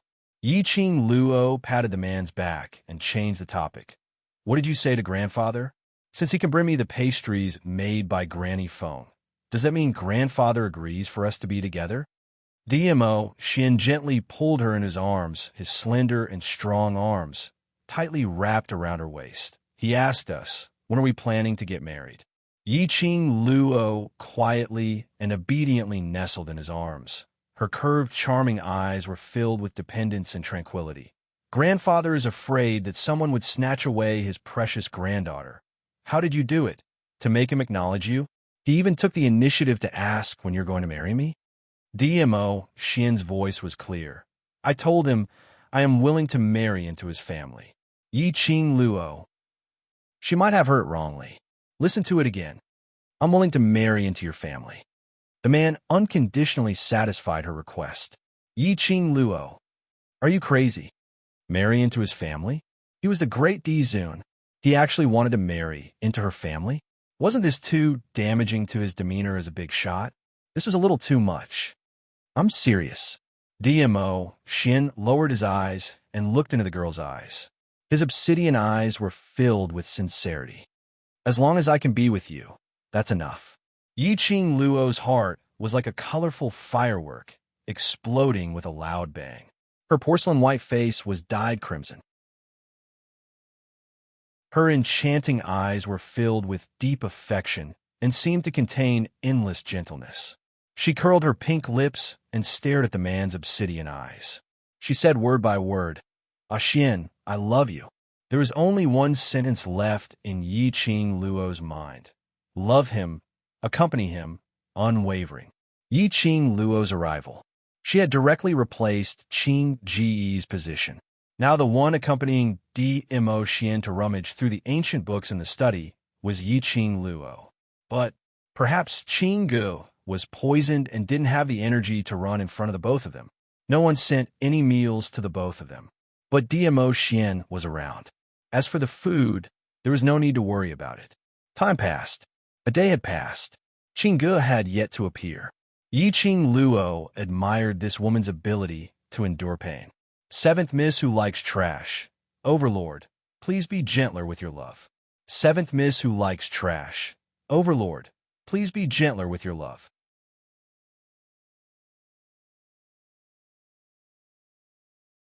Chapter 49:26. She moved her hand. Naturally, she knew how strong the poison was.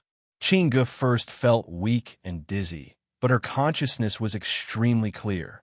Following that, she clearly felt a piercing pain in her body, as if it was being pricked by needles. What kind of experience was it to be powerless and in so much pain that she couldn't even move? Just ask Qingge and you will know. Anyway, Yiqing Luo expressed that she absolutely couldn't take it. Originally, she thought that Qingge would probably endure for 4 to 6 hours before she couldn't wait any longer and ran over to look for her. Even if it wasn't to beg her for the antidote. Wouldn't it be to forcefully ask for the antidote? But Qingge seemed to have disappeared. There was no sign of her at all. Yiqing Luo put down the ancient book in her hand, her long and narrow eyes raised as she looked at the man opposite her with a smile. The black-haired man had a head full of black hair that was as thick as the finest ink. It was unbound and scattered over his shoulders like a piece of silk that was spread out, black, shiny, and soft. His slender, jade-like fingers were holding a book. The man quietened down. His entire person looked slightly lazy, but cold and noble. Yiqing Luo's mind, suddenly a sentence popped out. A man like Jade, unparalleled in the world. Yiqing Luo's eyes were sparkling. Her gaze was almost glued to him. This burning gaze made the man who was looking at the ancient book slightly raise his eyes and meet her sparkling eyes. In the young lady's eyes, there was a touch of amazement because of his face. The man's peerless face revealed an even more bewitching evil smile. What's the matter? A low and mellow. The ending rose like a feather, floating on the heartstrings. Yiqing Luo blinked her long, curly eyelashes, her charming eyes rippling like a pool of spring water as she smiled and raised her eyebrows. She didn't speak, but the man could tell what she was trying to express at one glance. He put down the book in his hand. Bored? Yiqing Luo nodded her little head. I'll accompany you. Dmo Xian pushed the table full of ancient books aside, stretched out his hand, and held the young lady's hand. Yiqing Luo shook her little head. No need to go through so much trouble. Her room is just next door. You can slowly look through here. I'll just take a look secretly. To tell the truth, she was still rather curious. What kind of method did Chingy use to endure the poison of the needles? Anyway, it's next door. It was okay to sneak a peek. If he was discovered, he still had the teleportation secret technique. He did not panic at all. Dmo Xian also thought of this point and did not stop them. His slender, jade-like fingers pinched the girl's wound. His voice was low and deep as he warned, "Be careful. Don't mess around. Come back after you've seen it. Call me if there's any danger." Yiqing Luo's eyes curved into crescents as she nodded her head like a chicken pecking at rice. All right, my dear. No problem, my dear. I will obey Ah Xian's orders. Don't say that you know and then forget. The man pinched her face again. If you're not back in an hour, I'll pick you up. Yiqing Luo was pinched in pain as her little hand hugged his big palm. She stared at him while muttering indistinctly with grievance. You look like you're worried about your own daughter's father. Who asked you to be so naughty? Dmo Xian poked her forehead. Don't run around. If you let me know that you've left my sensing range in future, I'll really tie you up. Under his repeated assurance, Yiqing Luo walked out of the study room. Chinga specially placed the study room not far from her own bedroom. She could reach it in just a few steps. Waste 7th young miss. Overlord, please be gentler with your love. Waste 7th young miss. Overlord, please be gentler with your love.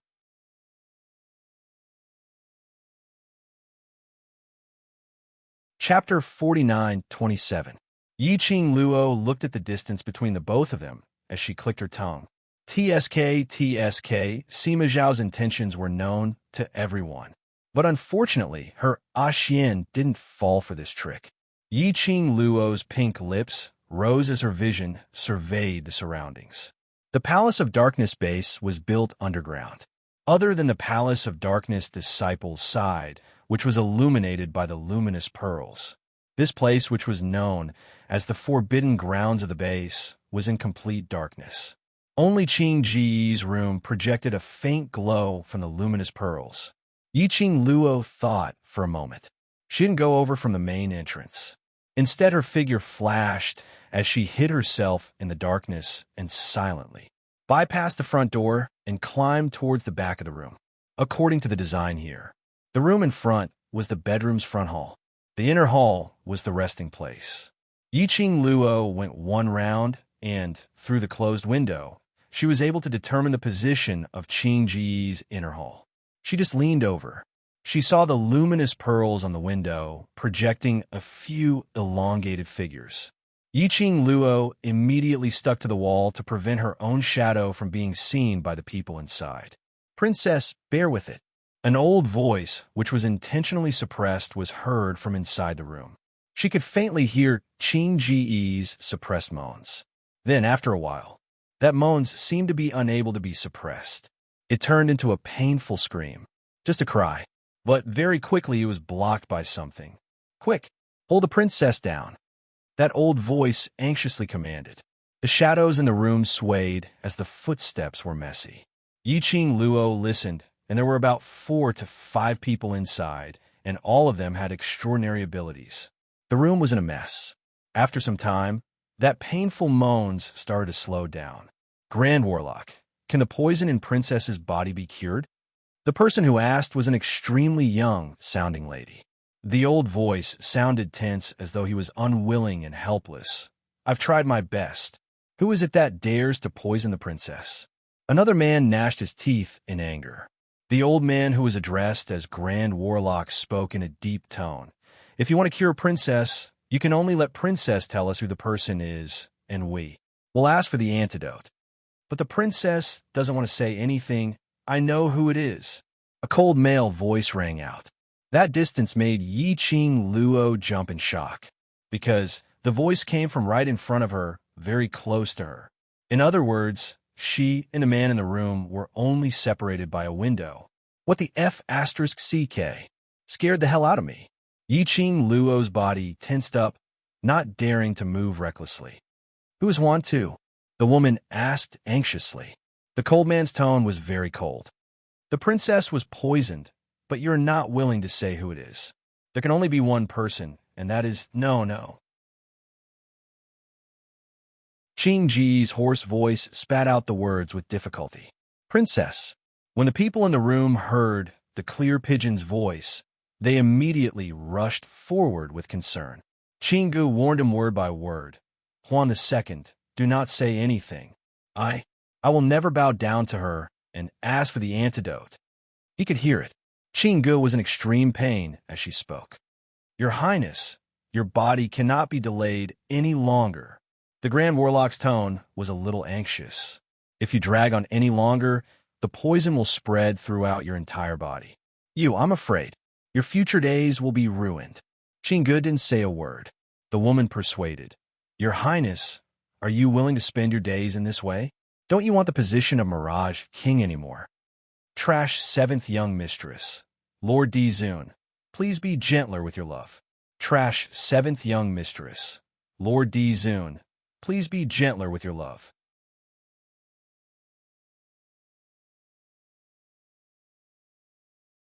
Chapter 49-28. Qing Ji's breathing stagnated for a moment as she spoke in a hoarse voice. How can this poison hurt me? Your Highness, this poison. The Grand Shaman was a little ashamed. I've only read about this kind of poison in the ancient books, but I have no idea what kind of poison it is and how to cure it. Useless. Qing Gu reprimanded him sternly. You can't even cure a useless poison. What qualifications do you have to be the Grand Shaman? Qing Ji's words were full of anger, not leaving any face for the Grand Shaman.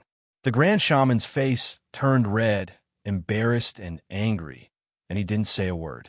The woman quickly broke the deadlock and comforted her gently. Your Highness, you can't be angry now. Tell us, who is the person who poisoned you? I won't beg her, I can snatch it. The woman was Qing Ji's personal maid, Huan Luo, and she could tell that Qing Gu was feeling awkward at this moment. Snatch! Qing Gu snorted lightly. Her tone was full of ridicule. Do you think you can snatch it? She was the one who suffered. Hadn't she thought of forcing Feng Qing Luo to take out the antidote? But that slut had the Overlord by her side, with the protection of the Overlord. No one could get close to that slut. What's more, it would alert the enemy. If the Overlord found out the existence of the power behind her, the Overlord would definitely investigate thoroughly. Isn't the person who poisoned the princess a useless person? Huan Luo was puzzled. Useless person? In front of the window, the man who was addressed as Huan San spoke indifferently. Which useless person do you think can make the princess suffer? Huan Luo. It seemed like there wasn't anyone. Their clan's princess was one of the strongest among them. She was the hope of their clan. To be able to make the princess become like this. How could he be a useless person? Huan San. Qing Gu shouted angrily. Huan San turned his head away and didn't say a word. He turned his head. Huan San's gaze was directed towards the direction of the window. Under the bright light of the luminous pearl, he could vaguely see a black shadow moving outside the window. Huan San's expression froze as he shouted, Who is it? He suddenly made a move, slapped open the tightly shut window, and flew out. Huan 3, what's wrong? Who's outside? The expressions of the people in the room changed greatly when they saw Huan 3's movements. They all cautiously rushed out. Outside the window, under the illumination of the luminous pearl, there was no sound. It was a deathly stillness. There was no one around. There was no sign of life, either. They chased after him. He looked around. Huan 3, didn't you find someone? Why don't I see anyone? Someone asked. Huan 3's expression was cold. He furrowed his brows and looked around suspiciously. Just now, I clearly saw. If there's someone, how can he escape our senses? Aren't you being too sensitive? Huan 3 pursed his lips and carefully sensed for a moment before saying, perhaps. They slowly returned to the house. Right then, standing on top of the wall, Yiqing Luo, who was using the lush trees as cover, was shivering. She didn't expect that person called Huan 3 to be so sensitive. He immediately discovered her existence. Luckily, she had the secret art of teleportation. She teleported to the top of the wall in minutes. Trash 7th young mistress. Lord Dizun, please be gentler with your love. Trash 7th young mistress. Lord Dizun, please be gentler with your love.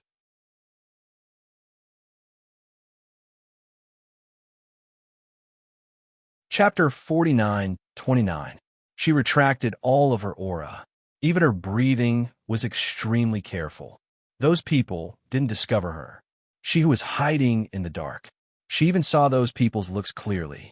That person called Huan San was dressed in black, his hair combed neatly, and there was a long sword by his waist. From his attire, he should be a secret guard. Behind him was a man and a woman, also dressed in secret guard attire, and a black-robed great sorcerer with white beard and white brows. But the most eye-catching thing was, it was the huge totem embroidered on those people's clothes. Like a bolt of lightning, or like a splash of ink, the edges outlined a dreamlike ripple. That totem was very unfamiliar. Yiqing Luo had never seen it before. She memorized the shape of the totem in her mind. Later on, she would copy it for Ashian to check on it. Through the broken window, the few people in the house had already disappeared without a sound, leaving behind Qingge, who was lying on the bed with a face full of pain, her body twisting slightly. Yiqing Luo originally wanted to see if this Qingge had really found the way to cure the poison. She was so stubborn that she didn't come to beg her. Now she saw it.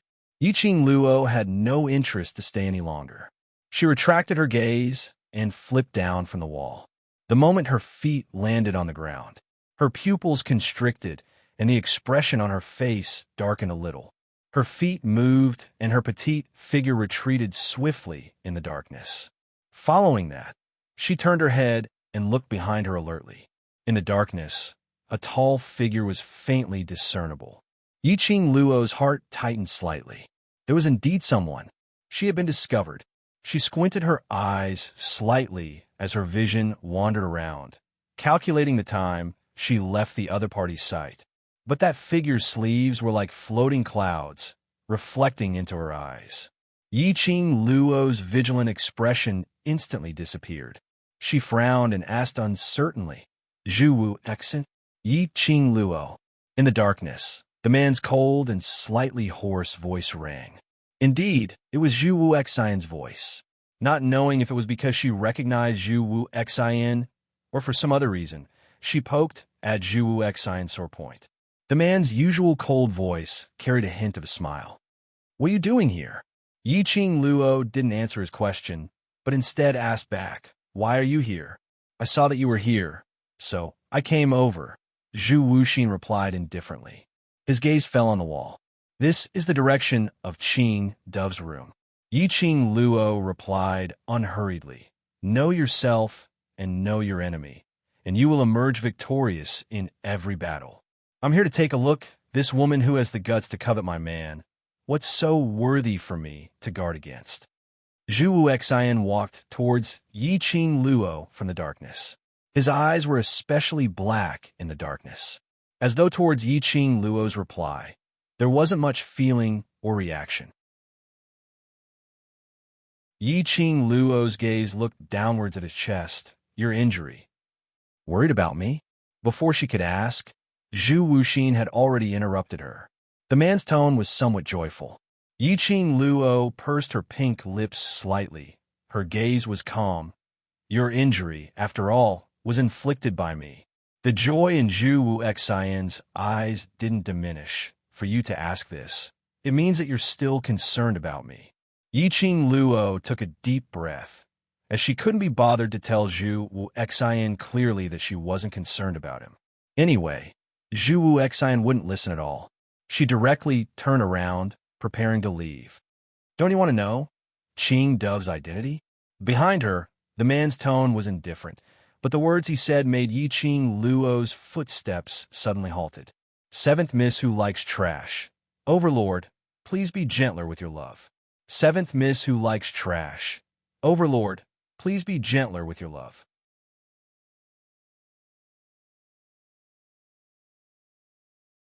Chapter 49:30. Zhu Wu Xian knew Qing Ji's real identity. He would say this out loud. This meant that he also knew. She already knew that there was a hidden powerhouse behind Qing Ge. Yiqing Luo's eyes sunk as she turned back to look at Zhu Wu Xian's eyes. Since when have you been following me? Chu Wuxin must have seen what had happened in the clear pigeon house, so he was watching her from the dark. She secretly peeked at Qing Ge, but she didn't know that she was also being secretly peeked at. Indeed, she would have to pay for what she did sooner or later. Shivering, it scared her to death. Not long ago, Zhu Wu Xian said calmly, "That's not important. What's important is, if you want to know, I can tell you." Yiqing Luo didn't move, and there wasn't much change in her expression. No need. She didn't want to accept any goodwill from Zhu Wu Xian or any help from him. Otherwise, it would become more and more troublesome. Anyway, towards the mysterious powerhouse behind Qing Ge. She wasn't in a hurry to find out. Anyway, even if she knew what kind of powerhouse the mysterious powerhouse was, she couldn't do anything now. The longer it drags on, the more troublesome it will be. Zhu Wu Xian's eyes dimmed for a moment, but he continued, "Moreover, even if you want to investigate, you won't be able to find anything. With Xian around, there's nothing I can't find." Yiqing Luo's pink lips curled as her tone was obviously distant. "Master Zhu, I don't need your help. Thank you for your kind intentions." She said that, and without any hesitation, she stepped into the darkness. She didn't even turn her head back. Heh! A strange light ridicule sounded in the darkness. A figure walked out from the darkness. That figure stood behind Zhu Wu Xian as his voice was sinister and sinister. "Pavilion Master, have you given up?" Zhu Wu Xian stood at his original spot, not saying a word. The black shadow chuckled again, a chilling chuckle. "No matter how much you try to express your feelings, she doesn't love you, and she won't be willing to accept any of your feelings. Pavilion Master, don't tell me you still don't understand. Because she doesn't love you, she can hurt you unscrupulously, trample on your heart, treat you like a dreadful beast, and avoid you like a fly. Your nearness to her is a great annoyance." The black shadow's words were like needles stabbing into the most painful part of Zhu Wuxin's heart. Even Zhu Wu Xian's frosty expression changed slightly. The black shadow slowly walked closer to Zhu Wu Xian and said in a low, bewitching voice, "Pavilion Master, previously about the deal I discussed with you. You can carefully consider it." Bang! Zhu Wuxin waved his hand. Rays of profound light shot out. The shadow in front of him was split into two halves. However, there was no blood. Thick yin qi spread out from the black figure. The voice of the black shadow that had been split into two continued. "Pavilion Master, I'll wait for you to change your mind." His words fell. The two halves of the body turned into dust and dissipated into the air like ashes. When Yiqing Luo returned to the study room, DMO Xian was still sitting in front of the table flipping through the ancient books. Hearing the sound, he raised his head and looked at the young lady. His obsidian black eyes were filled with gentleness and pampering. "Have you played enough? Almost went overboard." Yiqing Luo patted her chest exaggeratedly as she leaned towards DMO Xian. "Guess what I saw at Qing Ji's side?" The young lady's mysterious look made DMO Xian's eyes smile. He stretched out his hand and embraced the young lady. His smile instantly congealed on his face. His expression also sunk slightly. "Seventh Miss who likes trash. Overlord, please be gentler with your love. 7th Miss who likes trash. Overlord, please be gentler with my love.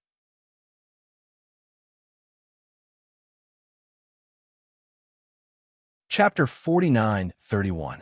His hand pressed on the young lady's shoulder as his deep, inky eyes squinted slightly. Who did you meet earlier?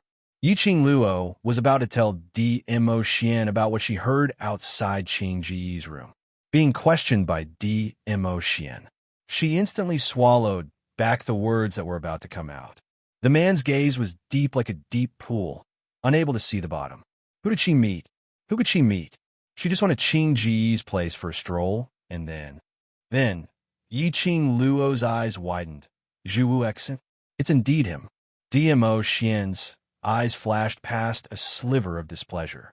Yiqing Luo lowered her head as she looked at herself. What's the matter? How would Xian know that she and Zhu Exin had just met? Dmo Xian didn't answer her question as he stretched out his hand and pulled her into his embrace. His chin was pressed against her head. The man's mellow voice floated down. I really need to tie you to my side. Yiqing Luo. Wait a minute, what on earth had happened? What did she do? Dmo Xian had no intention to answer this question. Yiqing Luo could roughly guess. Just now, Zhu Wuxin must have done something to her body or purposely stained her body with his scent, which was why Dmo Xian's expression suddenly changed. Yiqing Luo allowed Dmo Xian to disperse the remaining Zhu Exin's scent on her body like a childish boy. She then opened her mouth. Sir, are you satisfied? If you're not satisfied, what are you going to do? Dmo Xian lowered his eyes as his deep gaze congealed on her. Yiqing Luo's long eyelashes fluttered as she blinked. Following that, she gave a sweet and innocent smile. If you're not satisfied, there's nothing I can do. The core values of socialism don't allow it, so you can only make do and be satisfied. Dmo Xian, what fucking make do and be satisfied? All right, he made do. I was outside Qing Ji's room when I saw those forces behind her. Yiqing Luo told Dmo Xian everything she heard at Qing Ji's place. After that, she pushed Dmo Xian's arm away and walked straight to another neat desk. She spread out a piece of paper in front of her and picked up a pen beside it. Following the shape in her mind, she copied the totem she saw on the clothes of the secret guards and the Grand Shaman, stroke by stroke.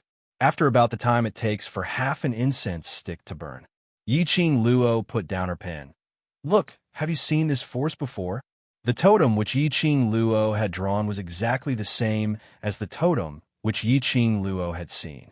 Dmo Xian scrutinized it for a moment and frowned slightly. No, this totem was very unfamiliar. Ask the Imperial Palace's side to investigate secretly. If they're able to find out that powerhouse, there's a possibility that we can make use of it. Yiqing Luo narrowed her eyes slightly. The goal of the Palace of Darkness. It was for the tomb of the Divine Emperor. The reason why Qinggu was in the gloomy palace. It was also for the tomb of the Divine Emperor. In the end, the two forces would stand on opposite sides. If he can make good use of it, there might be a chance to get rid of these two forces. That's right, Xian, Zhu Exin said. He knows the powerhouse behind Qinggu. What kind of powerhouse is it? Yiqing Luo suddenly recalled what Zhu Exin said earlier. Dmo Xian's fingertips moved as he locked her chin. What he knows is his own matter. You're not allowed to ask him. I just know that a big vinegar jar like you would get jealous. Yiqing Luo pushed his hand away, so I directly rejected him.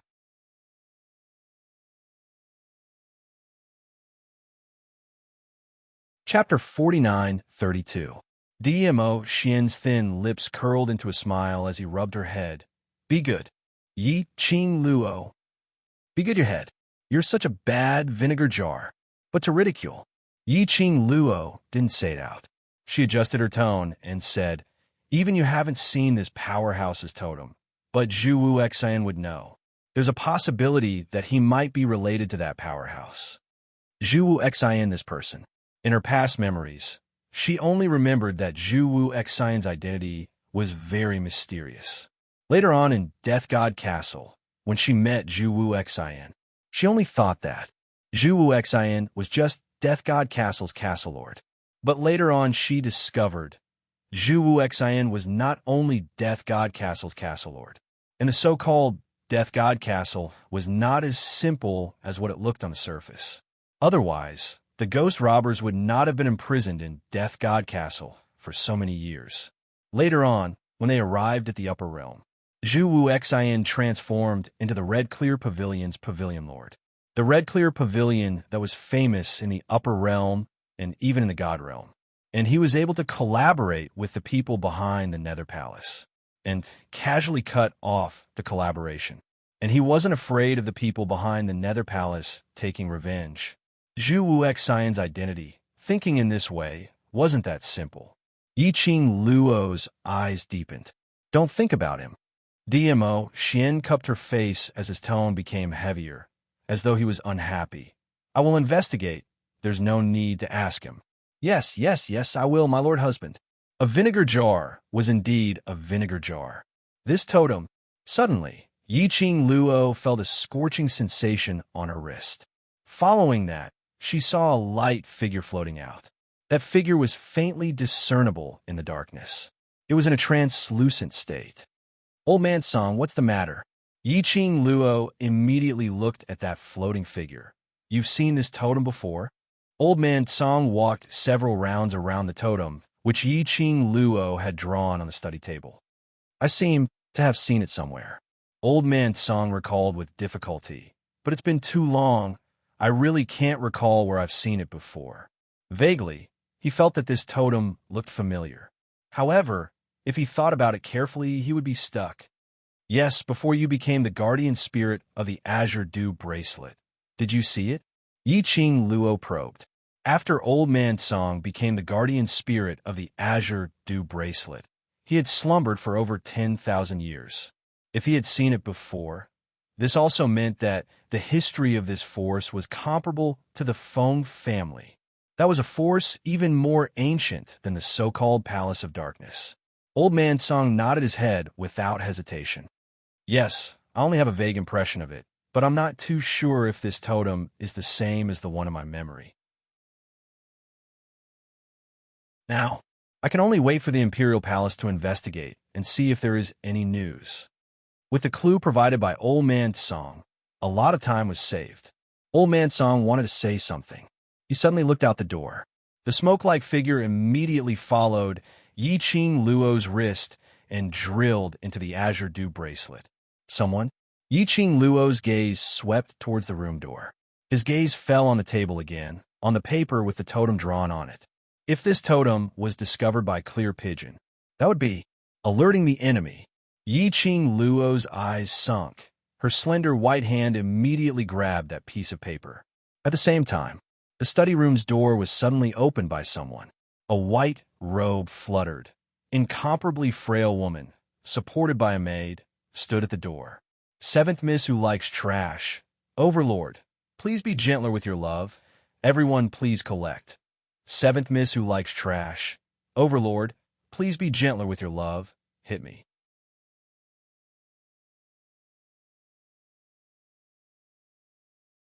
Chapter 49:33.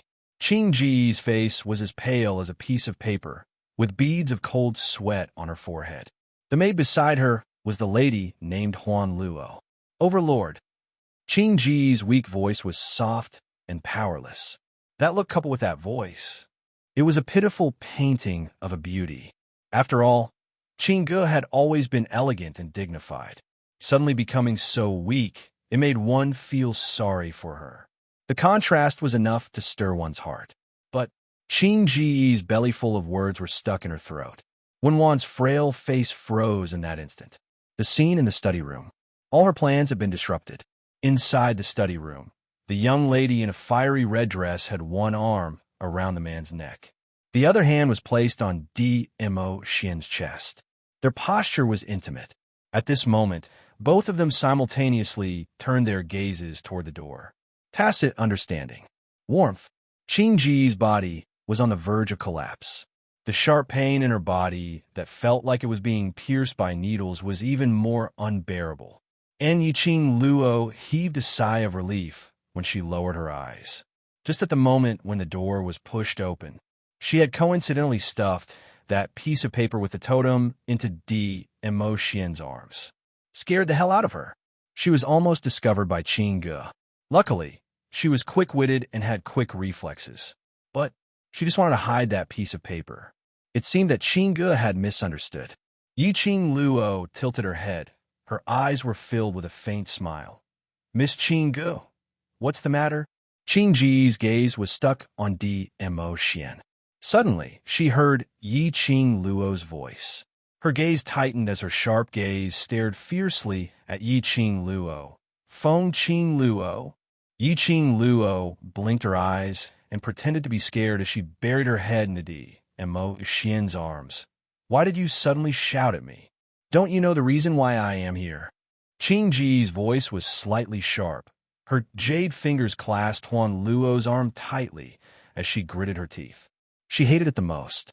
It was Feng Qing Luo who deliberately pretended to be innocent and pure. Pretentious. Simply disgusting. Feng Qing Luo, that slut, used this kind of pretentious look to deceive the overlord. Yiqing Luo stuck her head out and dragged out the last syllable before blinking her eyes innocently. I don't know, so why did Miss Qing Ge come looking for me? You. Qing Ge gasped and glared at Yiqing Luo. Hand over the antidote.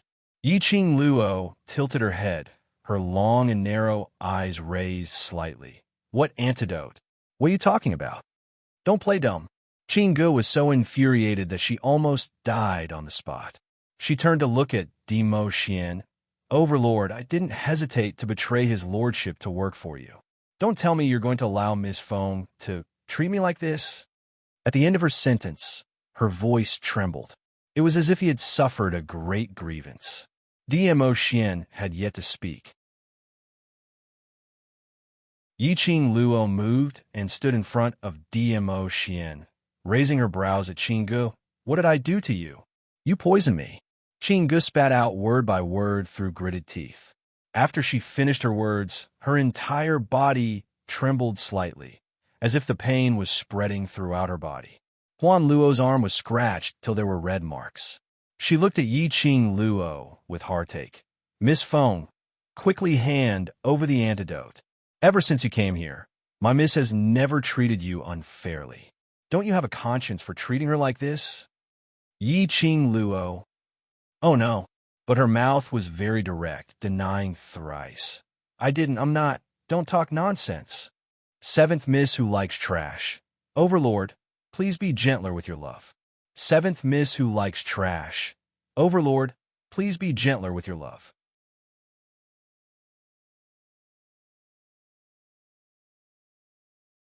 Chapter 49-34.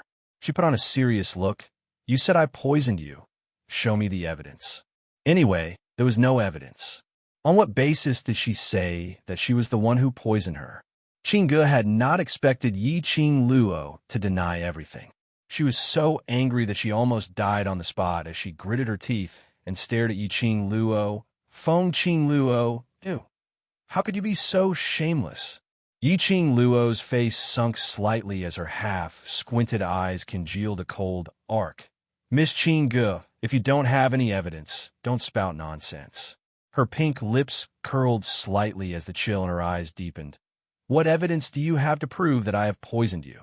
If you can't show me the evidence, can I assume that Miss Qing Ge is trying to attract my man's attention and intentionally slandered me? Not only did she refute in a serious manner, she even put on a high hat on Qing Ji's head. Qing Ji's face contorted slightly as she looked at Yiqing Luo's serious face of denying and intentionally making her hate. Her eyes turned red. A slut is a slut. She actually played this trick in front of the overlord, all kinds of innocent and pure. But when facing her alone, she knew how to stretch out her sharp claws. This slut relied on this kind of pretentious method to cheat the overlord's trust. Miss Feng. Huan Luo had not expected this eldest miss of the Feng family to be so difficult to deal with. She looked at the princess, who was trembling in pain, and pursed her lips tightly. What you want is Miss taking the initiative to ask you for the antidote. Now that Miss is here, what else do you want to do? Miss Feng, for the sake of the Overlord, if you hand over the antidote now, this matter, we will let it go. Huan Luo's tone was neither servile nor overbearing. Not much emotion could be heard from it, but every word and sentence was filled with an overbearing boldness.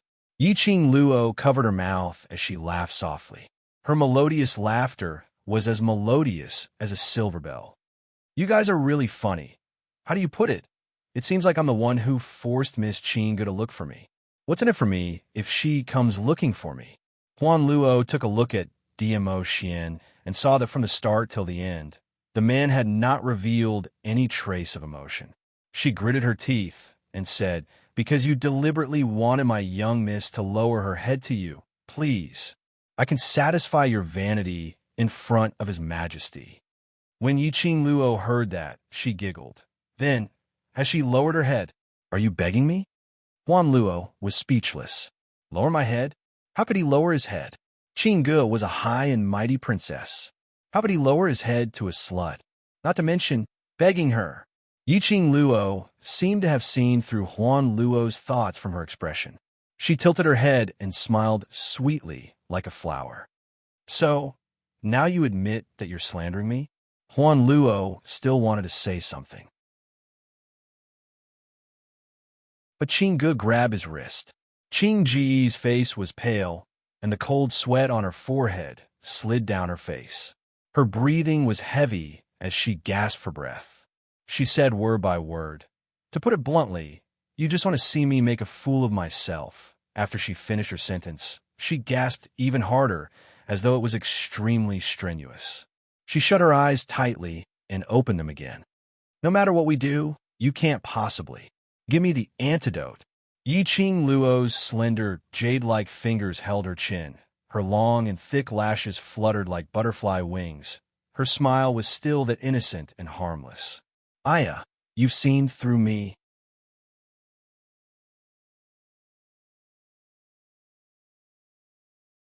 Chapter 49:35.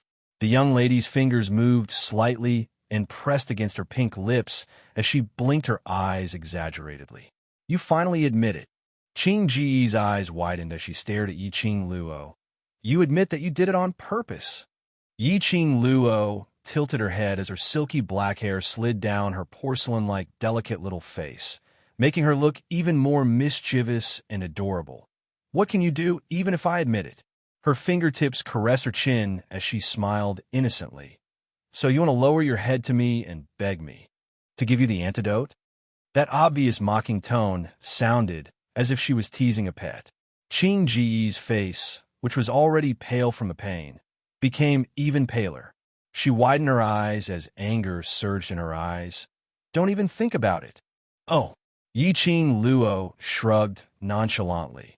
"Then you can turn around and leave now. This is my place." Qingge was so angry that her face started to turn red again. The redness on her pale face gave her a strange feeling. Qingge felt a fishy sweetness in her throat, as if something was about to gush out. She forcefully suppressed it and turned her gaze to DMO Xian. "Overlord, you heard it. Miss Feng admitted that she was the one who poisoned me. Now, she should be able to see the true face of this seemingly harmless slut." "Overlord, I'm wholeheartedly only for you." Qingge continued. "I try my best to help you, to achieve your wish. But she treated me like this." DMO Xian's deep inky eyes glanced at Qingge indifferently. His emotions were indifferent, and she couldn't tell what he was thinking. But the man's large palm was still wrapped around the young lady's waist, which gave Qingge a bad premonition. "It doesn't matter whether she is the one who poisoned me or not." The man's mellow voice was deep and husky. "What's important is what she wants."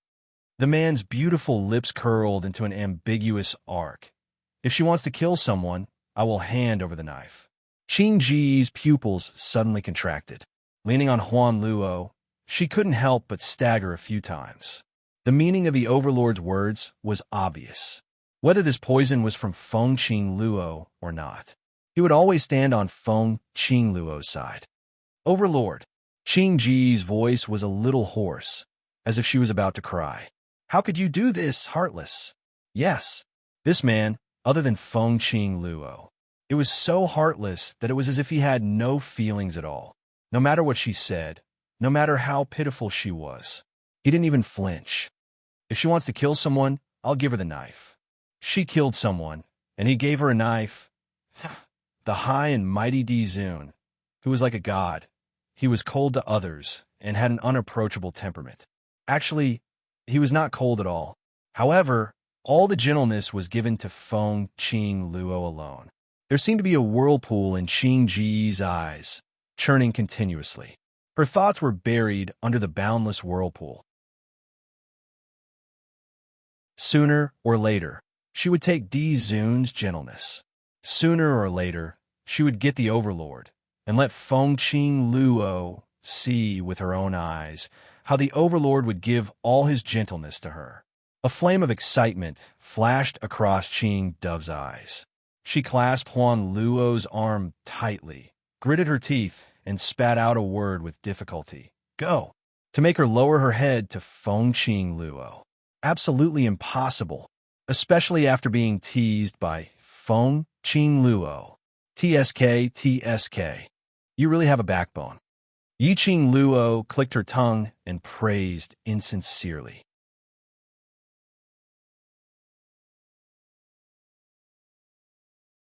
Chapter 49:36.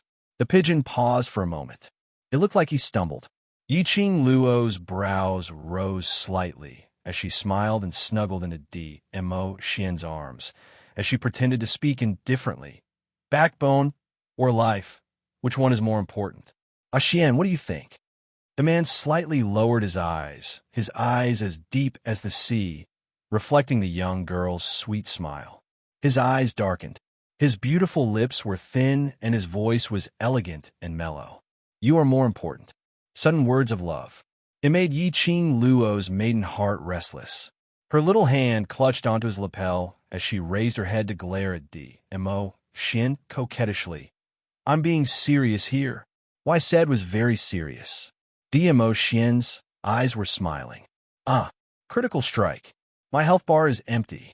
Her Xian was becoming more and more flirtatious. Don't you know that this is a critical period? Remember the core values of socialism. How could he say such sweet nothings to her? Be careful not to be locked in a small black room. Yi Qing Luo clutched her thumping heart as she couldn't hold it in any longer. Right then, Qing Gu, who had yet to leave, heard the man's gentle and doting voice, saying words of love that she had never heard before. His body felt like it was being pricked by needles. The stab became even more painful. She clutched her clothes tightly. His chi and blood surged. In the next instant, his vision turned black. Then he lost consciousness. Miss, young miss, Huan Luo shouted in panic. The forbidden area of the Palace of Darkness was always quiet. Huan Luo's voice could be heard. This attracted the attention of the disciples of the Palace of Darkness.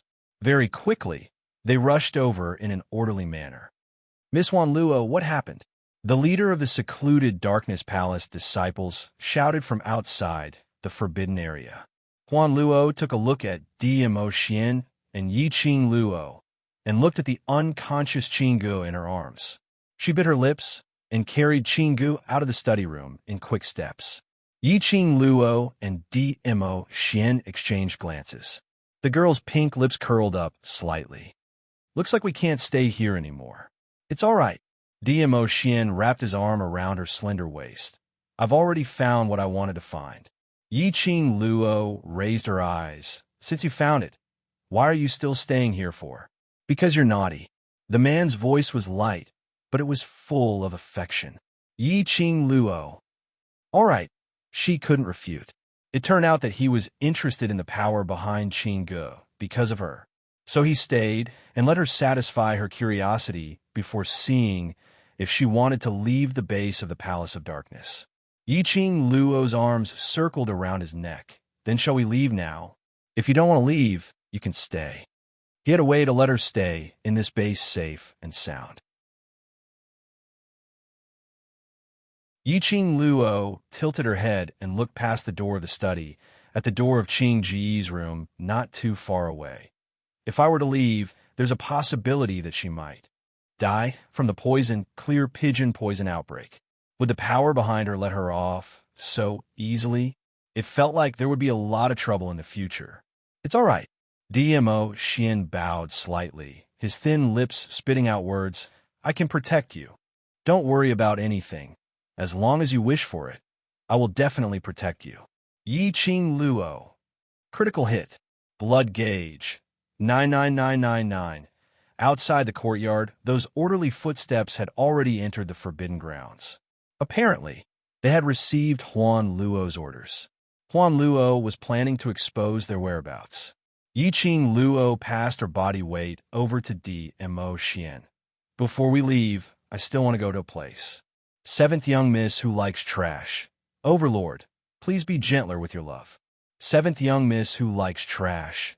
Overlord, please be gentler with your love.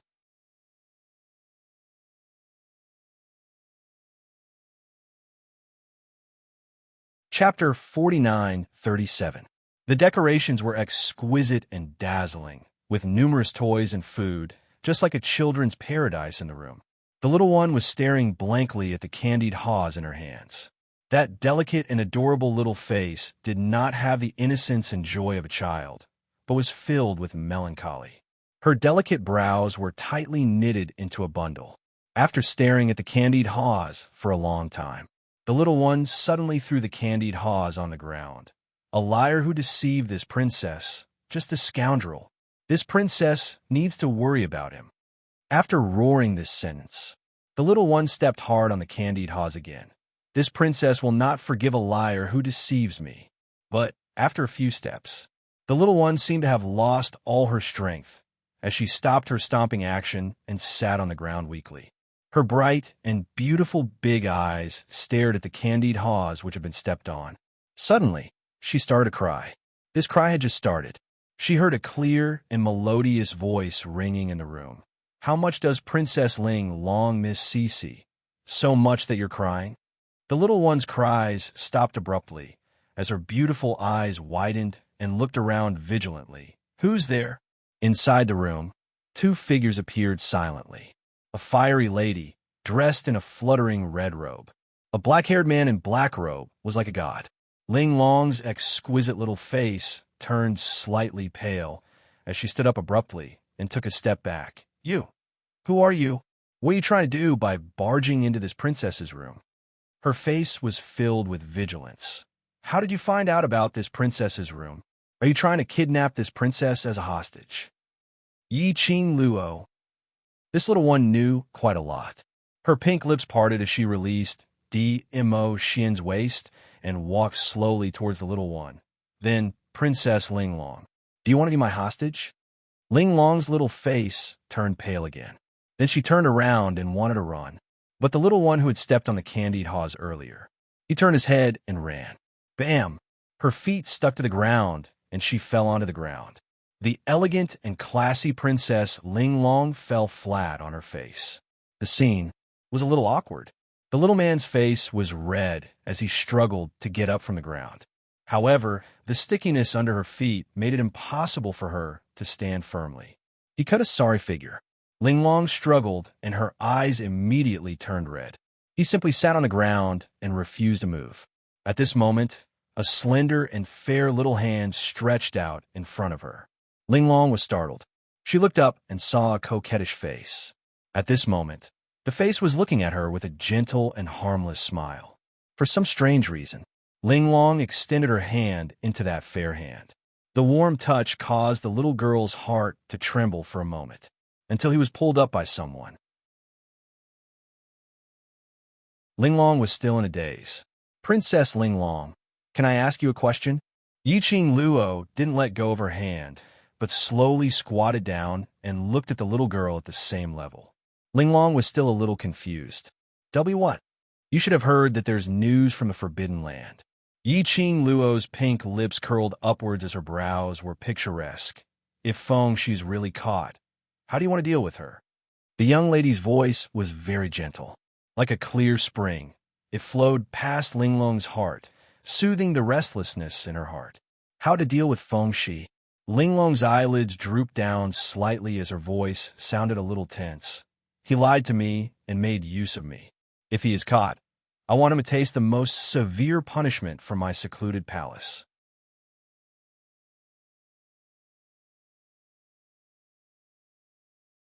Chapter 49:38. The little girl's every word seemed to be squeezed out from the gaps of her teeth. But in the end, all her imposing manner was extinguished at this moment.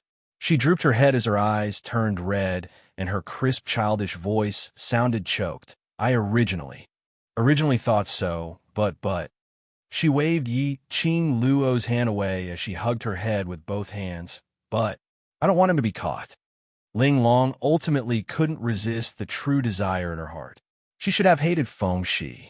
But the moment she thought of Feng Shi's smiling face and the way Feng Shi called her Ling Long, she couldn't raise any bit of hatred. That was her first friend. The first one, whom she sincerely wanted to befriend, even if he lied to her. She didn't want anything to happen to him. Ling Long's reply made Yi Qing Luo's smile deepened. Indeed, it was right for her to make this trip. She didn't misjudge Ling Long. Yi Qing Luo took out a handkerchief and gently wiped away the tears on Ling Long's face as she spoke in a gentle voice. Actually, when Feng Shi left here, she left something for you. Ling Long blinked her eyes. What is it? Yi Qing Luo stuffed the handkerchief in her palm and pointed to her bed. Ling Long was slightly stunned as joy flashed past her eyes, but there was some uncertainty and hesitation. Yi Qing Luo smiled and nodded at her. Ling Long remained silent for a moment as she clenched the handkerchief in her hand tightly and walked towards the direction of the bed step by step. Under the pillow, she took out a piece of letter. Ling Long took a look at Yi Qing Luo as she opened the letter bit by bit. She read every word on the letter word by word. Yi Qing Luo didn't rush her. After about the time it took for half a stick of incense to burn, Ling Long then folded the letter neatly and raised her head to look at Yi Qing Luo.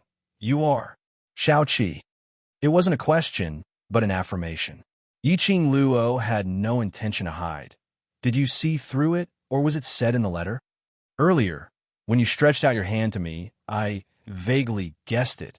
Ling Long pursed her lips. So, you pretended to be Shao Qi to bring Cece away? Yes. Yi Qing Luo admitted straightforwardly. Secluded Palace's motive for capturing Cece isn't simple. It's too dangerous for Cece to stay here. I understand. Ling Long looked at the letter in her hand. Knowing that he isn't lying to me or using me is enough. Yi Qing Luo smiled. I think Cece also doesn't want you to misunderstand her, so I made this trip. She paused for a moment before continuing. Cece is very safe now. You don't have to worry. Cece has already left this place, right? Ling Long's distinct black and white beautiful eyes looked at Yi Qing Luo without blinking, as though she had made some sort of decision. Yi Qing Luo nodded her head.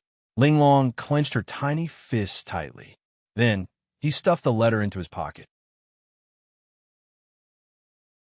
He raised his hands and stretched it out in front of Yi Qing Luo. Shao Qi, catch me. Yi Qing Luo. What kind of operation was this? I'll be your hostage. Bring me out of this dark place. Ling Long stuffed her hands into Yi Qing Luo's hands. Bring me to look for Cece. Hostage? Your Highness, are you serious? Wasn't this train of thought a little too fast? I'm the most pampered princess of Secluded Palace. As long as I'm in your hands, they absolutely won't dare to touch me. You can use me as a hostage and leave this place.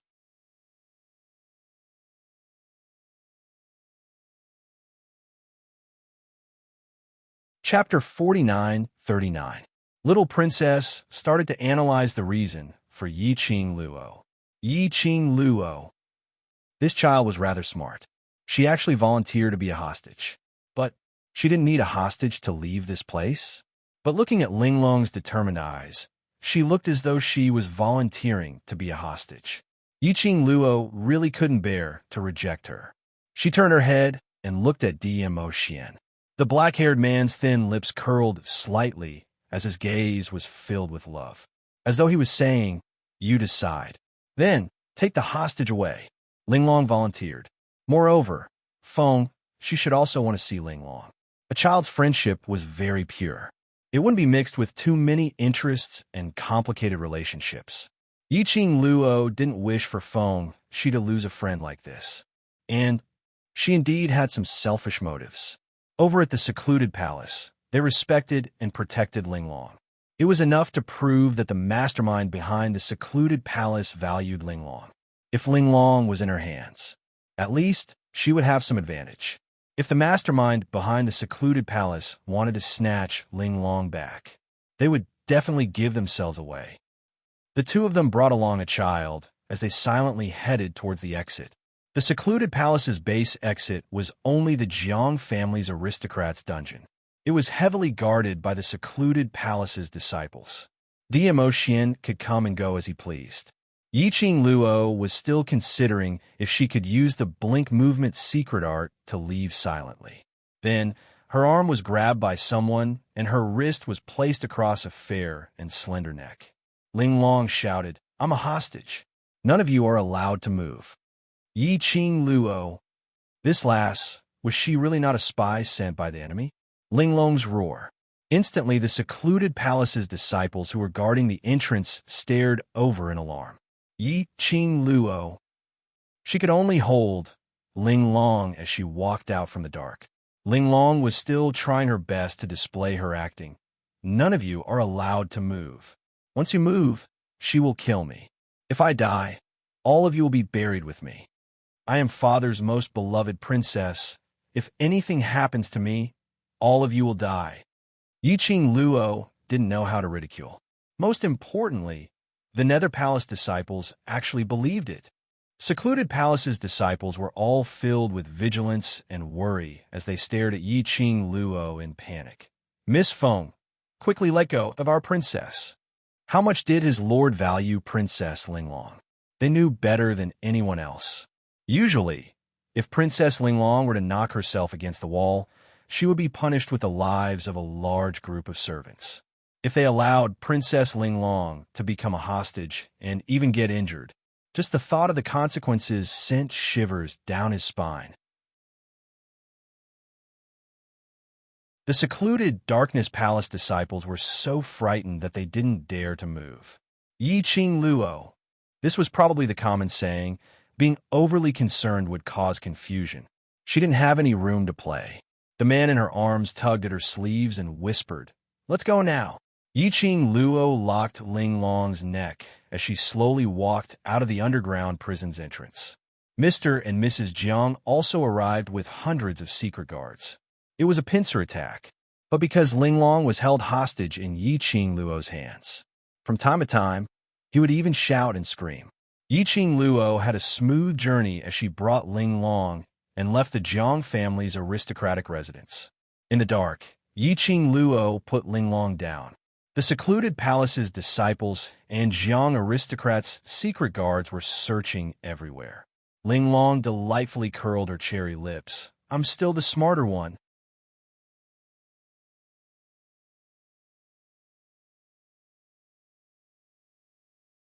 Chapter 4940. Yiqing Luo leaned against the wall and sighed softly. "You're smart, but have you ever thought about my identity as Feng family's Missy? Will they let us off?" Linglong's complacent smile froze bit by bit. She lowered her head. Did I get into trouble?" "Yes, so. Remember this lesson." Yiqing Luo patted her head. "In future, when you think of problems, you need to think more comprehensively and consider all the consequences." Linglong's head lowered even more guiltily. "If you know guilt, then remember what I said." Yiqing Luo pulled her wrist. "Things have already developed to such a stage. You can only be a hostage and follow me back to Feng family." Linglong nodded. After a while, Dmo Xian came looking for them. The three of them headed towards the Feng residence. They just reached the Feng residence.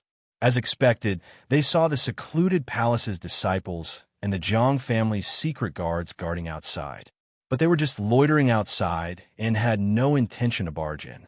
Yiqing Luo squinted her eyes slightly as she vaguely noticed that a wisp of profound glow was faintly discernible in the sky above the Feng residence. Is it an enchantment? Yiqing Luo asked. DMO, Xian nodded. It should be an enchantment conjured by maternal grandfather. Maternal grandfather. This man, he changes words really smoothly. The three of them avoided the secluded palace's disciples and approached the Feng residence from a side door. Yiqing Luo was still thinking of ways to send a message out for her maternal grandfather to fetch her. DMO Xian held her little hand and pressed it on the barrier of the enchantment. The moment her fingers touched it, the profound glow shot out. The three of them entered the Feng residence. Feng family's bloodline can enter, DMO Xian explained. When Yiqing Luo and the rest entered, Feng family's patriarch who had set up the enchantment naturally sensed it.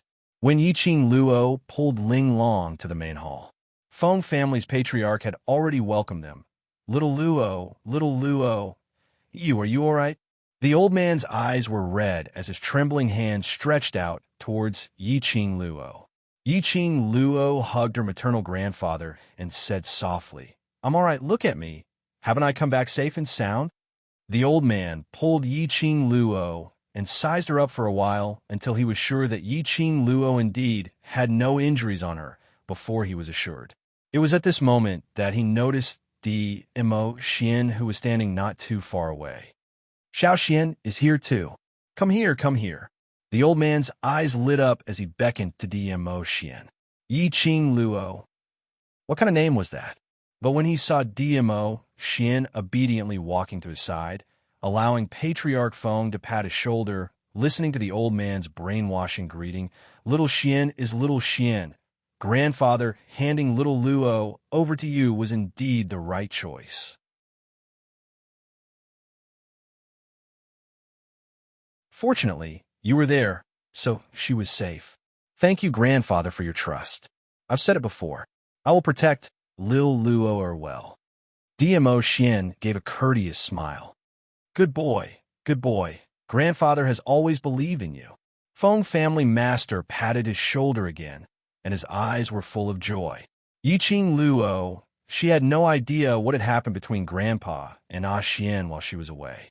But Grandpa liked Ah Xian so much. She didn't have to worry about how to make her family accept Ah Xian's existence. After Master Feng was excited for a while, he saw the beautiful little girl standing aside and looking around curiously. Yiqing Luo was about to answer, but she heard a crisp little voice coming from not too far away. Ling Long, seventh miss who likes trash.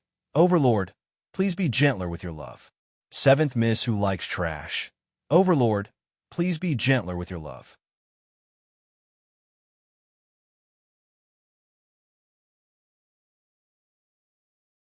Chapter 49-41.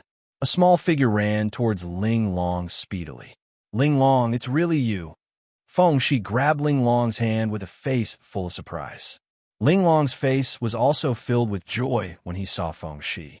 But the next moment, she straightened her face and shook off Feng Shi's hand, staring at him fiercely. Now you know to call me?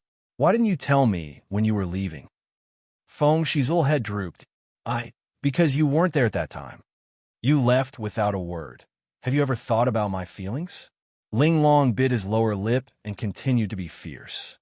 Feng Shi stretched out her little hand to grab Ling Long's hand and said in a weak voice, I left you a message, Ling Long. What if I didn't see it? Feng Shi's little face turned pale as she looked at Ling Long with red eyes. Ling Long, I really didn't mean to at that time. I had no choice. He hurriedly explained, Sister took a huge risk to sneak in there to save me. I can't drag her down. The fierce look on Ling Long's face faded slowly. She grabbed Feng Shi's hand hard. Next time, do you dare to leave me like this? Feng Shi was stunned and shook her head quickly. No. The two little ones looked at each other and smiled. Children's friendship was extremely pure. It wouldn't be mixed with any interest disputes. Although their positions might not be the same. But such a pure friendship, perhaps it could change a lot of things. It was rare for Feng family's master to see his grandson like this. He looked like a real child. He stared at Ling Long with some doubts. Yiqing Luo held Feng family patriarch's arm and said with a smile, "Children should play with other children. Let's not disturb them." She held Feng family patriarch's arm and looked at Granny Feng. "Granny Feng, keep an eye on them with the secret guards." When they entered the hall, Yiqing Luo then explained Ling Long's identity. Feng family patriarch's expression changed abruptly. "What? The princess of Abyss Palace? Why did you bring her here?" "Accompany Cici and be a hostage at the same time." Yiqing Luo paused for a moment and narrated the matter of secluded Darkness Palace and Zhang family's aristocrats colluding with each other. And now they were all gathered outside the Phoenix residence, ready to make trouble in a concise and comprehensive manner. A few pieces of news came down one after another. Patriarch Feng was a little confused. When DMO Xian sent Feng Shi back. Therefore, he only told him to set up a barrier to prevent anyone from kidnapping Feng Shi again. But he didn't expect things to develop to this point. Yiqing Luo supported Feng family's patriarch to sit down as she spoke with a solemn expression. "Today's actions should have alerted the enemy. I'm afraid that secluded palace's side will take action soon." With how careful and cunning the Abyss Palace was, once the Abyss Palace took action, the Abyss Palace would definitely be destroyed. The entire God world would definitely suffer a huge blow. It's best to inform Little Uncle's side to be prepared. Yiqing Luo continued. The heavens of the God world were about to change. Everything was as Yiqing Luo had predicted. The various aristocrats in the God realm had started to show signs of being divided. Towards the Feng family, who had been in charge of the God realm for a long time, the various aristocrats had long accumulated a lot of resentment. If the Feng family's acting God Emperor was recognized by the Divine Phoenix and obtained the Divine Phoenix's inheritance, everyone could still accept it. Seventh Miss who likes trash. Overlord, please be gentler with your love. Seventh Miss who likes trash. Overlord, please be gentler with your love.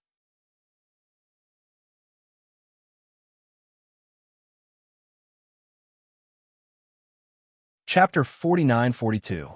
But unfortunately, Feng Liqiong did not obtain the inheritance of the Divine Phoenix.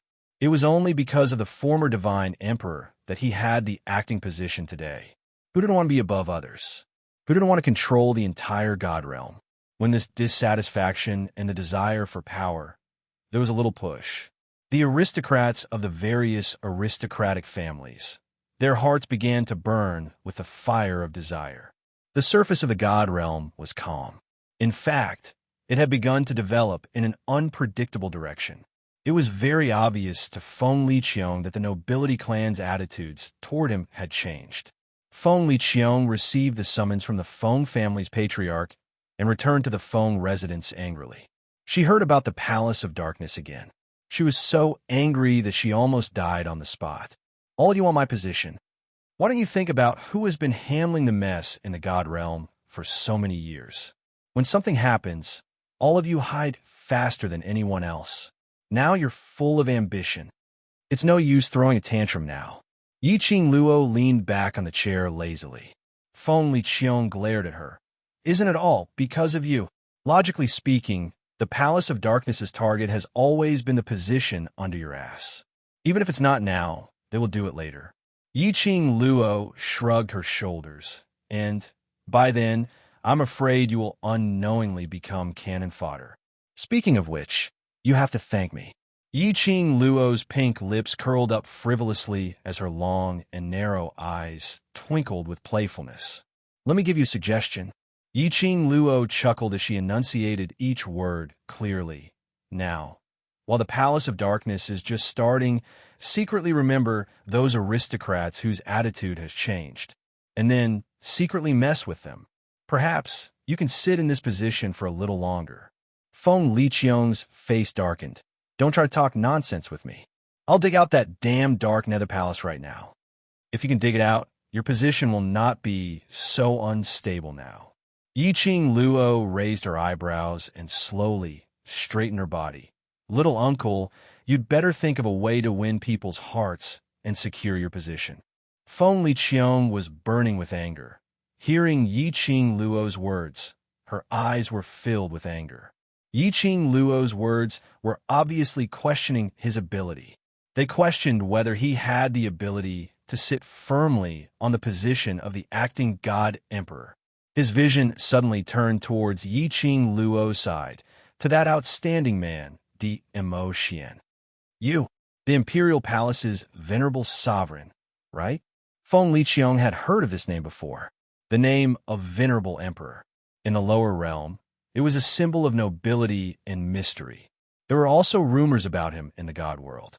It was said that the master of the imperial palace, Dizun, was also from the divine world. Moreover, they were not affected by the boundary, and they could freely travel between the major boundaries. He was a mysterious and unfathomable expert. No one knew where he came from or where he was. Compared to a mysterious force like the Red Clear Pavilion, the Emperor Palace was much more powerful. It was even more shocking. In the past, there had been nobles from the god world who had wanted to recruit them into their forces. Finally, that nobleman's entire family was annihilated. It was enough to prove how powerful this person was. As time went by, even in the god world, no one dared to go near the imperial palace. Feng Liqiang searched for information about Immerse in her mind. Since you want to marry our little Luo, shouldn't you show some sincerity?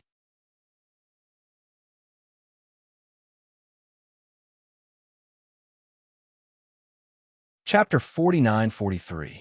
Feng Liqiang knew about the relationship between Immerse and Yiqing Luo. It was just that when Immerse went to the Feng family to interact with Old Master Feng, he didn't come back, but from the secret guard of the Feng residence. Old Master Feng couldn't be more satisfied with this grandson-in-law, but he just couldn't stand Immerse. What kind of dog was he, standing out and saying that he wanted to marry little Luo? Did he think that it was so easy to marry a lady from the Feng residence? So what if he was powerful and had a distinguished status? He couldn't even settle a wild chicken like Nether Palace. He was just a waste. This dog Nether Palace, I'll leave it to you. If you can't settle it, don't even think of marrying our little Luo. Feng Liqiang sneered. What nonsense are you talking about? Feng Liqiang threw the teacup over. Don't you want a junior to help you settle your own matter? Don't you have any shame? I'm just testing his abilities. Feng Liqiang said with a straight face. Yiqing Luo almost believed what he said. Get lost. Feng Clan's master glared at his son angrily. Don't think about little Luo and little Xian. I have specially investigated the forces of the Palace of Darkness. To be able to avoid the heavenly way and commit atrocities in the lower realms, almost annihilating the lower realms, and now to be able to quietly take root in the god realm and quietly instigate so many aristocrats. That's enough to prove that this force is not to be underestimated. Since the other party's aim is the position of God Emperor, you, as the acting God Emperor, should be a good example and settle this matter quickly. Otherwise, give up the position under your butt. Feng Liqiang's words made Feng Liqiang's face turn black bit by bit. By the time the last sentence was said, Feng Liqiang was like a cat whose tail had been stepped on. Instantly exploded. Give up? You want me to give up the position? Since you can't settle a force that popped out of nowhere, why not directly give up the position? Feng Liqiang didn't feel that there was anything wrong with his words. Give up the position to who? Feng Qingluo? Feng Liqiang was so angry that she laughed. His tone was filled with ridicule as he squinted at Yiqing Luo. Unexpectedly, Feng Clan Master nodded very seriously. Yes, this position should belong to little Luo. The expression on Feng Liqiang's face gradually stiffened. All of a sudden, Feng Liqiang slammed the table and stood up. Did you make up your mind a long time ago? Do you still think I'm not qualified to be the emperor? Feng Liqiang's anger was unquenchable, reverberating in the hall. The air was tense. There was a moment of silence. Only then did the Feng family patriarch slowly stand up. His entire person seemed to have aged several decades, and his tone was gloomy. It's not that I don't think you're up to the task, but The inheritance of the divine phoenix does not acknowledge you. All the generations of divine emperors in the god realm have been succeeded by the successor of the divine phoenix. I admit that you've done very well as the acting divine emperor all these years, even better than Feng Ge. But if you can't obtain the inheritance of the divine phoenix, how can you convince the masses? Feng Liqiang's tense mood, in the words of Feng Clan head, loosened little by little. The anger on her face had also dissipated. Feng Liqiang took a deep breath and looked at Yi Qing Luo. Now, the only way is to obtain the inheritance of the divine phoenix and suppress those who have ulterior motives. Feng Liqiang's hands, which were pressed on the table, curled up into fists. On what basis are you so sure that she can obtain the inheritance of the divine phoenix?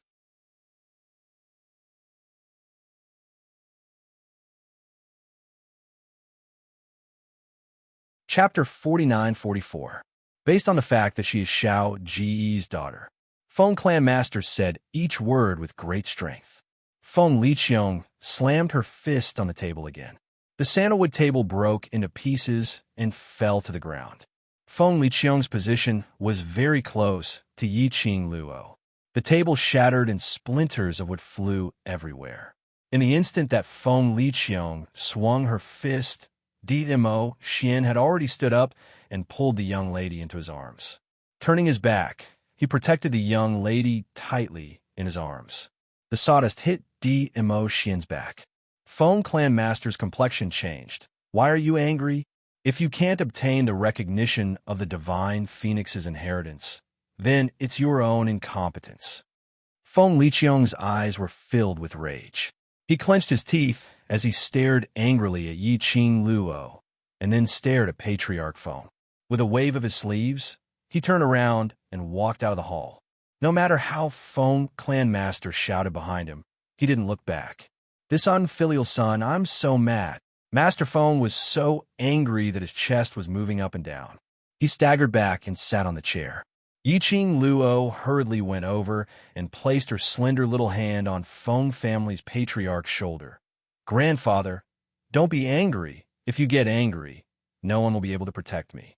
The girl's soft voice reduced Feng Clan Master's anger a lot. Listening to the young lady's words, he squinted at Dmo Xian.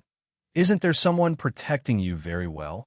Yi Qing Luo's little hands circled around the old man's neck.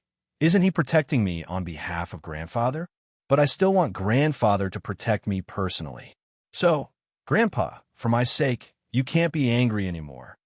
Feng Clan Master was coaxed to finally show a smile. Yi Qing Luo then took the opportunity to say, actually, little uncle is not angry because of the divine phoenix's inheritance. He is just too obsessed with the past. Because he cared about my mother, he trapped himself in the past. He just wanted to prove that he wasn't worse than my mother. Feng Clan Master sighed lightly. How can I not know? Feng Liqiang's greatest obsession was that Feng Ge had once ruined everything for a man. He thought he hated Feng Ge, but the so-called hatred was just because he cared too much. He stubbornly wanted to become the true emperor of divine emperors. He wanted to prove that he was as capable as Feng Ge. Therefore, he had been paranoid and had distorted his thoughts. On this point, this made Yi Qing Luo think of Zhu Wu Xin. Because of his own obsession, that man could no longer walk out of it. Actually, those disloyal nobles are already disloyal. Even if a divine emperor who has obtained the inheritance of the divine phoenix and is acknowledged by the divine emperor appears, I'm afraid it will be of no use.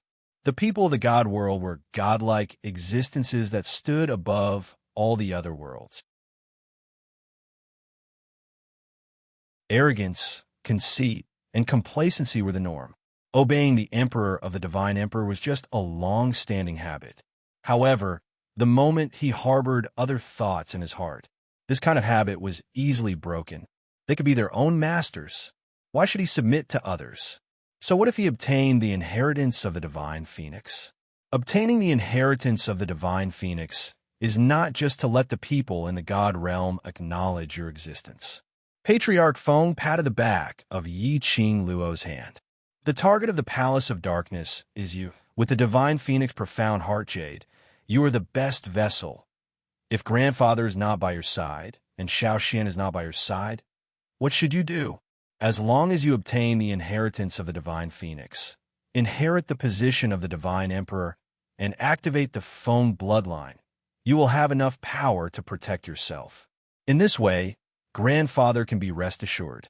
Seventh miss who likes trash. Lord Overlord, please be gentler and collect it. Seventh miss who likes trash. Lord Overlord, please be gentler and hit me.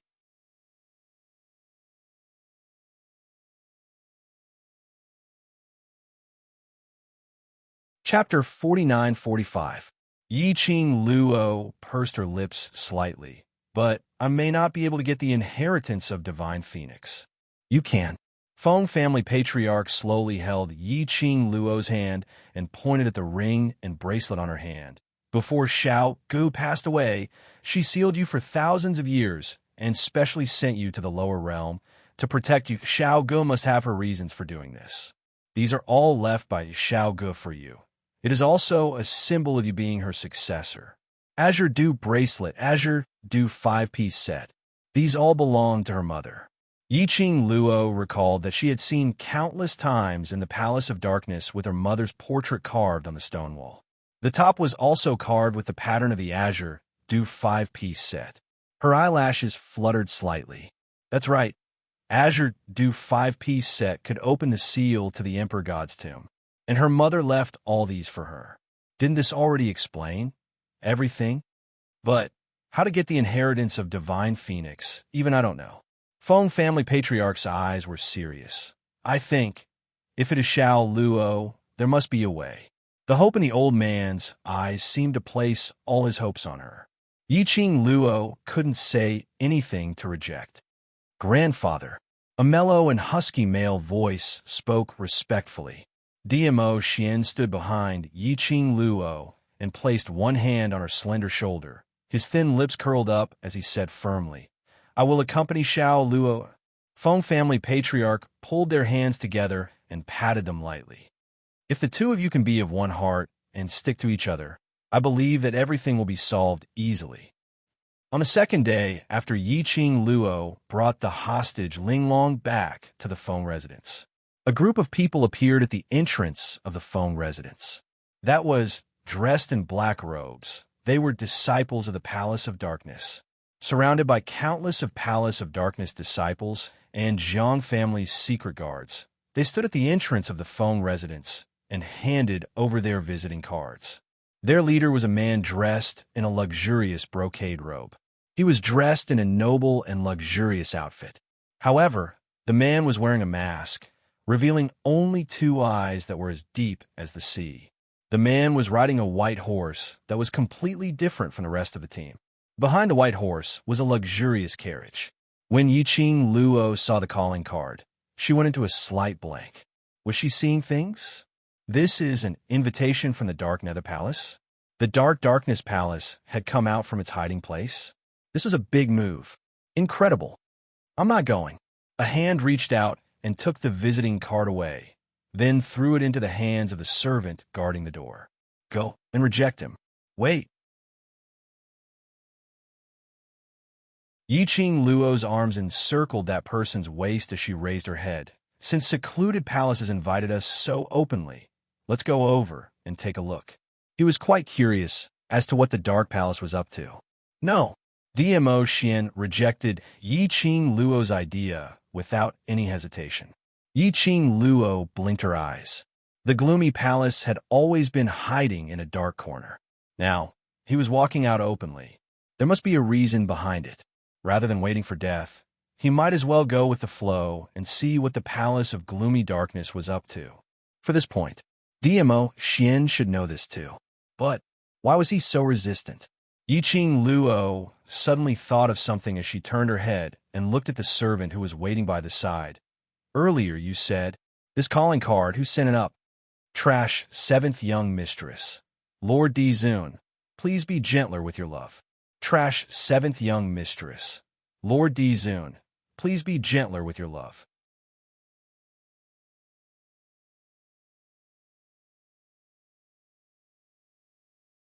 Chapter 49-46. That person called himself the palace master of the Nether Palace, the servant replied. Yi Qing Luo, as expected, this was the reason for Dmo Xian's abnormal behavior. He didn't want her to have anything to do with the palace master of the Palace of Gloomy Palace, Gu Jingyu. Gu Jingyu that had once saved her, and the man who turned her into a puppet of Netherworld Palace. He was indeed someone whom Dmo Xian was unwilling to let her get close to. After all, it was a man that she couldn't hate, yet she felt guilty about. Compared to Zhu Wuxin, Dmo Xian was even more worried about Gu Jingyu. Of course, this was not because she had any thoughts about Gu Jingyu. Instead, it was Gu Jingyu's current appearance. It was more or less to soften her heart. However, Yi Qing Luo's brows rose slightly. If I didn't remember wrongly, Gu Jingyu should be in the Qiao residence in the Earth Domain right now, being guarded by the World Group's brothers. Why did he appear here? The Palace of Gloomy Darkness has gotten him out again? Back then, in order to save her, Gu Jingyu had turned himself into a puppet of the Gloomy Palace.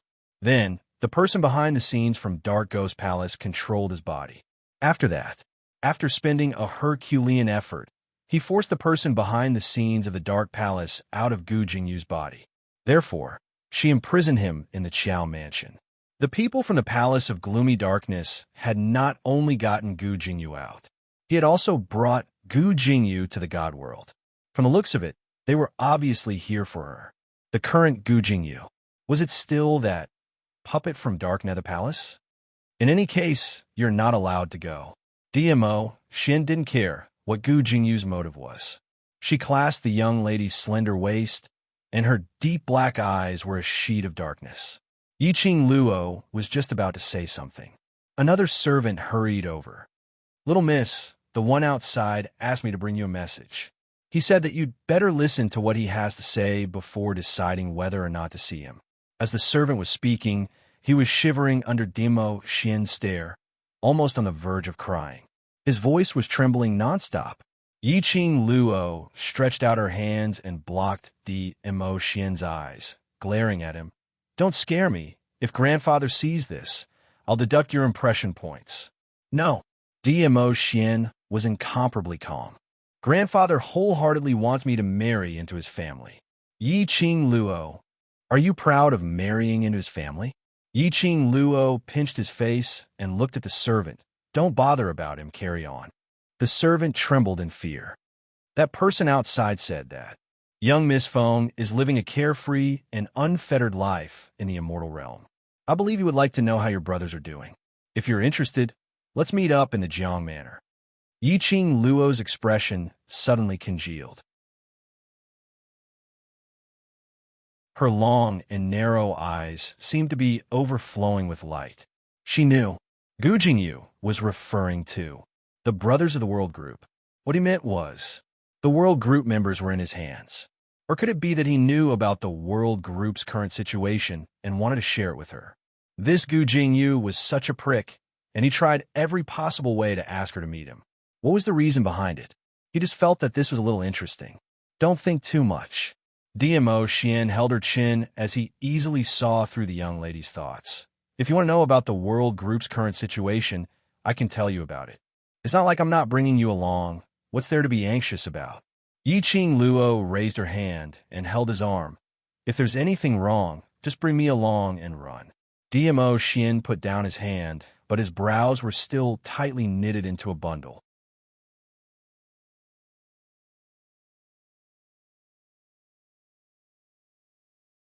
Chapter 49-47.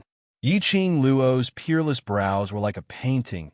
Her narrow eyes curved as she smiled and stretched out her fingers, smoothing his creased brows. Following that, she glanced sideways at the servant and instructed calmly, "Go out and tell Master Gu that he can keep the appointment, but I'll decide the location." She wasn't silly. He tried every means to meet her. Based on the secluded palace's temperament, there was definitely a conspiracy. She wouldn't be so silly to walk right into the trap. Want to meet him? Listen to her. Very quickly, the servant came back with a reply. Gu Jingyu agreed. Yiqing Luo didn't choose a place that was too far away from the Feng residence. She chose a restaurant under Feng Liqiong's influence, and using her identity as the Feng family's young miss, she asked for a top-notch secret room.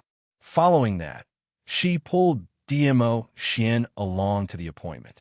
When Yiqing Luo and DMO Xian arrived at the appointed location, Gu Jingyu was already waiting at the entrance. That gentle jade-like face hung the usual gentle smile. A pair of deep eyes stared deeply at Yiqing Luo, his eyes filled with warmth. So warm that Yiqing Luo had some goosebumps. When he saw DMO Xian beside Yiqing Luo, he wasn't too surprised, as his lips curled into a smile. The relationship between the Overlord and Madame D is really as good as before. His gaze looked towards DMO Xian, as though he was joking. The Overlord is so worried. Madame D, meeting me privately? Looks like the threat of me to the Overlord is quite high. This is my honor. DMO Xian gave him a cold glance, indifferently, disdainfully, as though he didn't put him in his eyes at all. It was because of this sentence from Gu Jingyu. Yiqing Luo was certain. The person in front of her wasn't the Gu Jingyu she was familiar with. He was still that emotionless, with only Gu Jingyu's memories, the puppet of the secluded palace. Yiqing Luo sighed softly as she held on to DMO Xian's arm and said calmly, I'm the one who requested Xian to accompany me. After all, you're from the secluded palace, and I'm from the Feng family, so I'm quite afraid to meet you alone.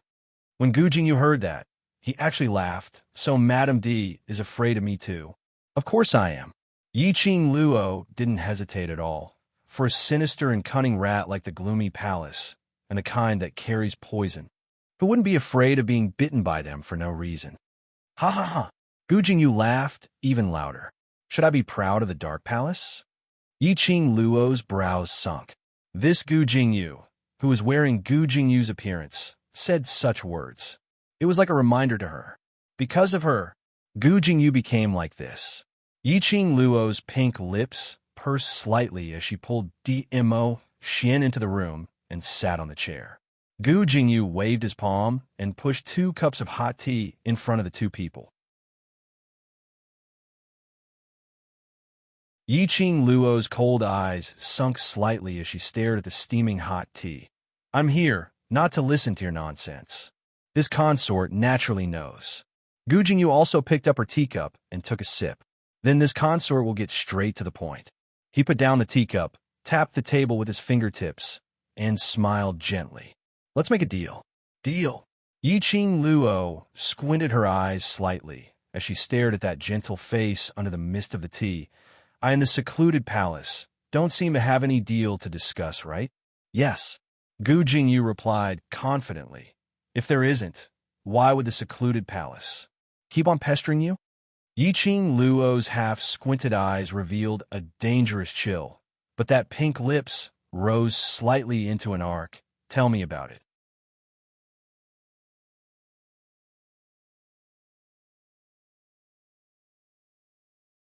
Chapter 49-48.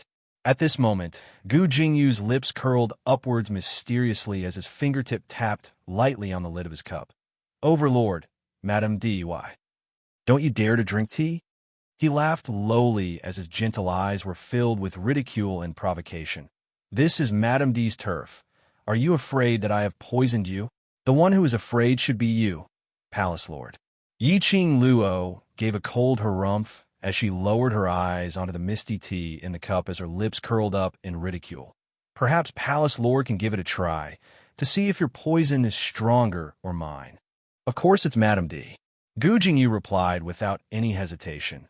Madame D's poison is known as the world's #1 poison. Even Miss Qing Gu is unable to resist it. So how would I dare to compare with Madame D? Yiqing Luo swept her sleeves. It was as though a flame was leaping as it rose up. The young lady's fair palm slapped onto her palm. Profound rays burst forth. The teacup floated into the air as it splashed onto Gu Jingyu's face. The boiling hot tea splashed onto Gu Jingyu's body with a whoosh. Since you know, why are you still playing such tricks in front of me? Gu Jingyu had no intention to avoid it at all. He allowed the tea to soak his luxurious brocade robe. He lowered his eyes as he watched the tea leave swirling on his robe, but there wasn't much change in his expression. Why don't we pour this cup in a palace lord's mouth? How about that? Yi Qing Luo's fair fingers swept across. She directly took the teacup in front of DMO Xian into her hands. She stood up as her blazing sleeves fluttered like fire. That exquisite white jade porcelain contrasted with the red flames of the flames.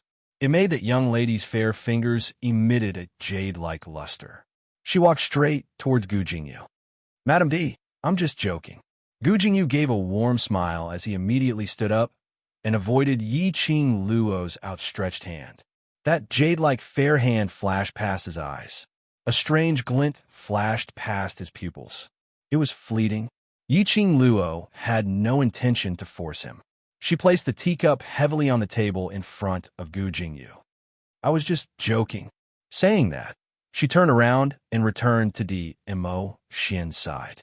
She knew it. As soon as he arrived at the restaurant, he saw Gu Jingyu waiting there.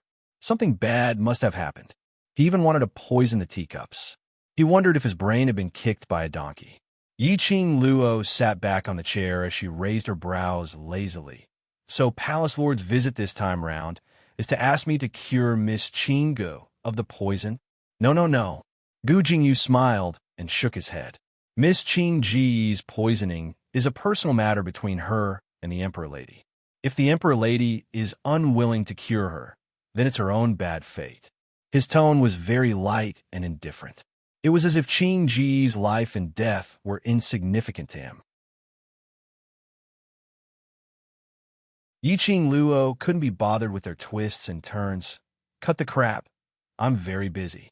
She stared at D. Vinegar jar Mo Xian's pressure and brought DMO Xian here, not to listen to his nonsense. This time round, Gu Jingyu didn't keep her in suspense. The Emperor Lady should already know the reason why secluded palace needs you, right? I don't know.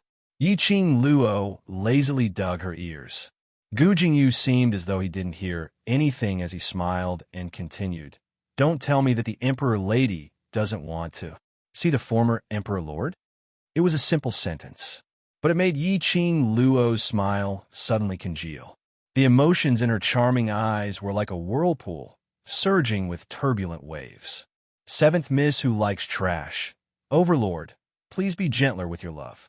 Seventh Miss who likes trash. Overlord, please be gentler with your love.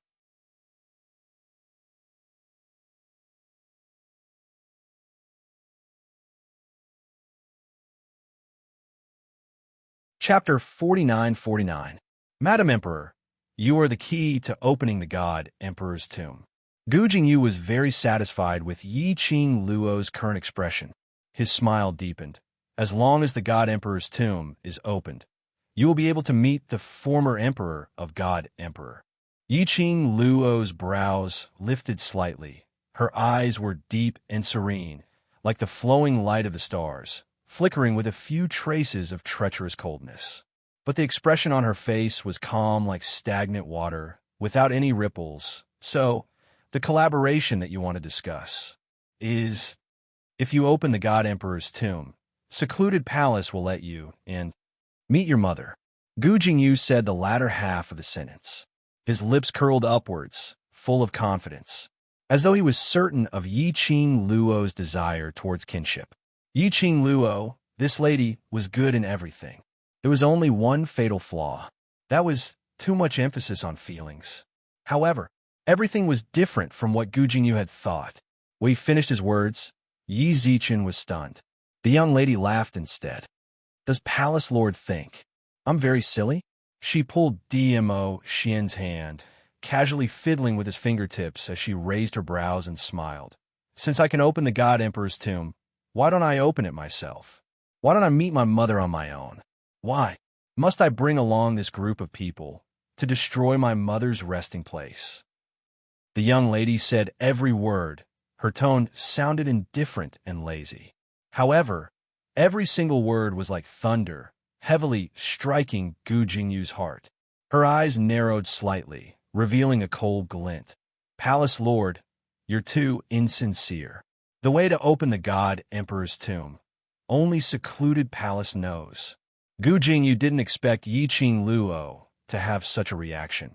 Without secluded palace's help, you can forget about meeting the former Emperor of God Emperor in this lifetime. Oh, Yi Qing Luo's lips curled into a lazy smile. So what? You. Such a reaction. It had exceeded secluded palace's original expectations. Didn't Yi Qing Luo want to meet her own mother? How could she possibly reject their suggestion? Yi Qing Luo slowly inserted her slender jade fingers into Mo Xian's 5 fingers, interlocking with his 10 fingers tightly. She smiled and raised her eyebrows. I have Xian. Do I need you? Haven't they heard of this saying before? With the venerable sovereign in my hands, the world is mine. Xian was here. Was he afraid that he wouldn't be able to find a way to open the tomb of the divine emperor? After all, Xian had gone to the base of the Palace of Darkness. He had been searching for this method. What was there for her to be afraid of? Yi Qing Luo's laughter was melodious and mellow, like pearls falling onto a plate, very pleasant to the ears. As she smiled, she raised her eyebrows and looked at Gu Jingyu. However, Palace Master specifically came to talk to me about this transaction. You told me a piece of information. Without me, your palace of gloomy shadows could not have entered the tomb of the godly emperor. After Yi Qing Luo finished this sentence with a smile, her pink lips curled up even more as the corners of her eyes added a few long and narrow seductive ripples. Her lips curled up frivolously as she said word by word. So, you're not able to take out something of equal value. So what kind of transaction do you want to discuss with me? Black mist surged in Gu Jingyu's eyes. His gentle jade-like face turned chilly. Palace Master, please leave. She pulled Mo Xian as she stood up. After you've thought of what to use to trade with me, then come look for me at the Phoenix residence. Saying that, she pulled Mo Xian as she walked past Gu Jingyu and left the room. 7th young miss who likes trash. Overlord, please be gentler with your love. 7th young miss who likes trash. Overlord, please be gentler with your love. You're tuning in to the Romance Rendezvous YouTube channel. We're so grateful for your support, and don't forget to subscribe to join us on this incredible journey through captivating stories. Your generosity through donations truly makes a world of difference, as it's the primary source of revenue that allows me to expand and enhance this channel for you. Thank you from the bottom of my heart for being a part of this adventure.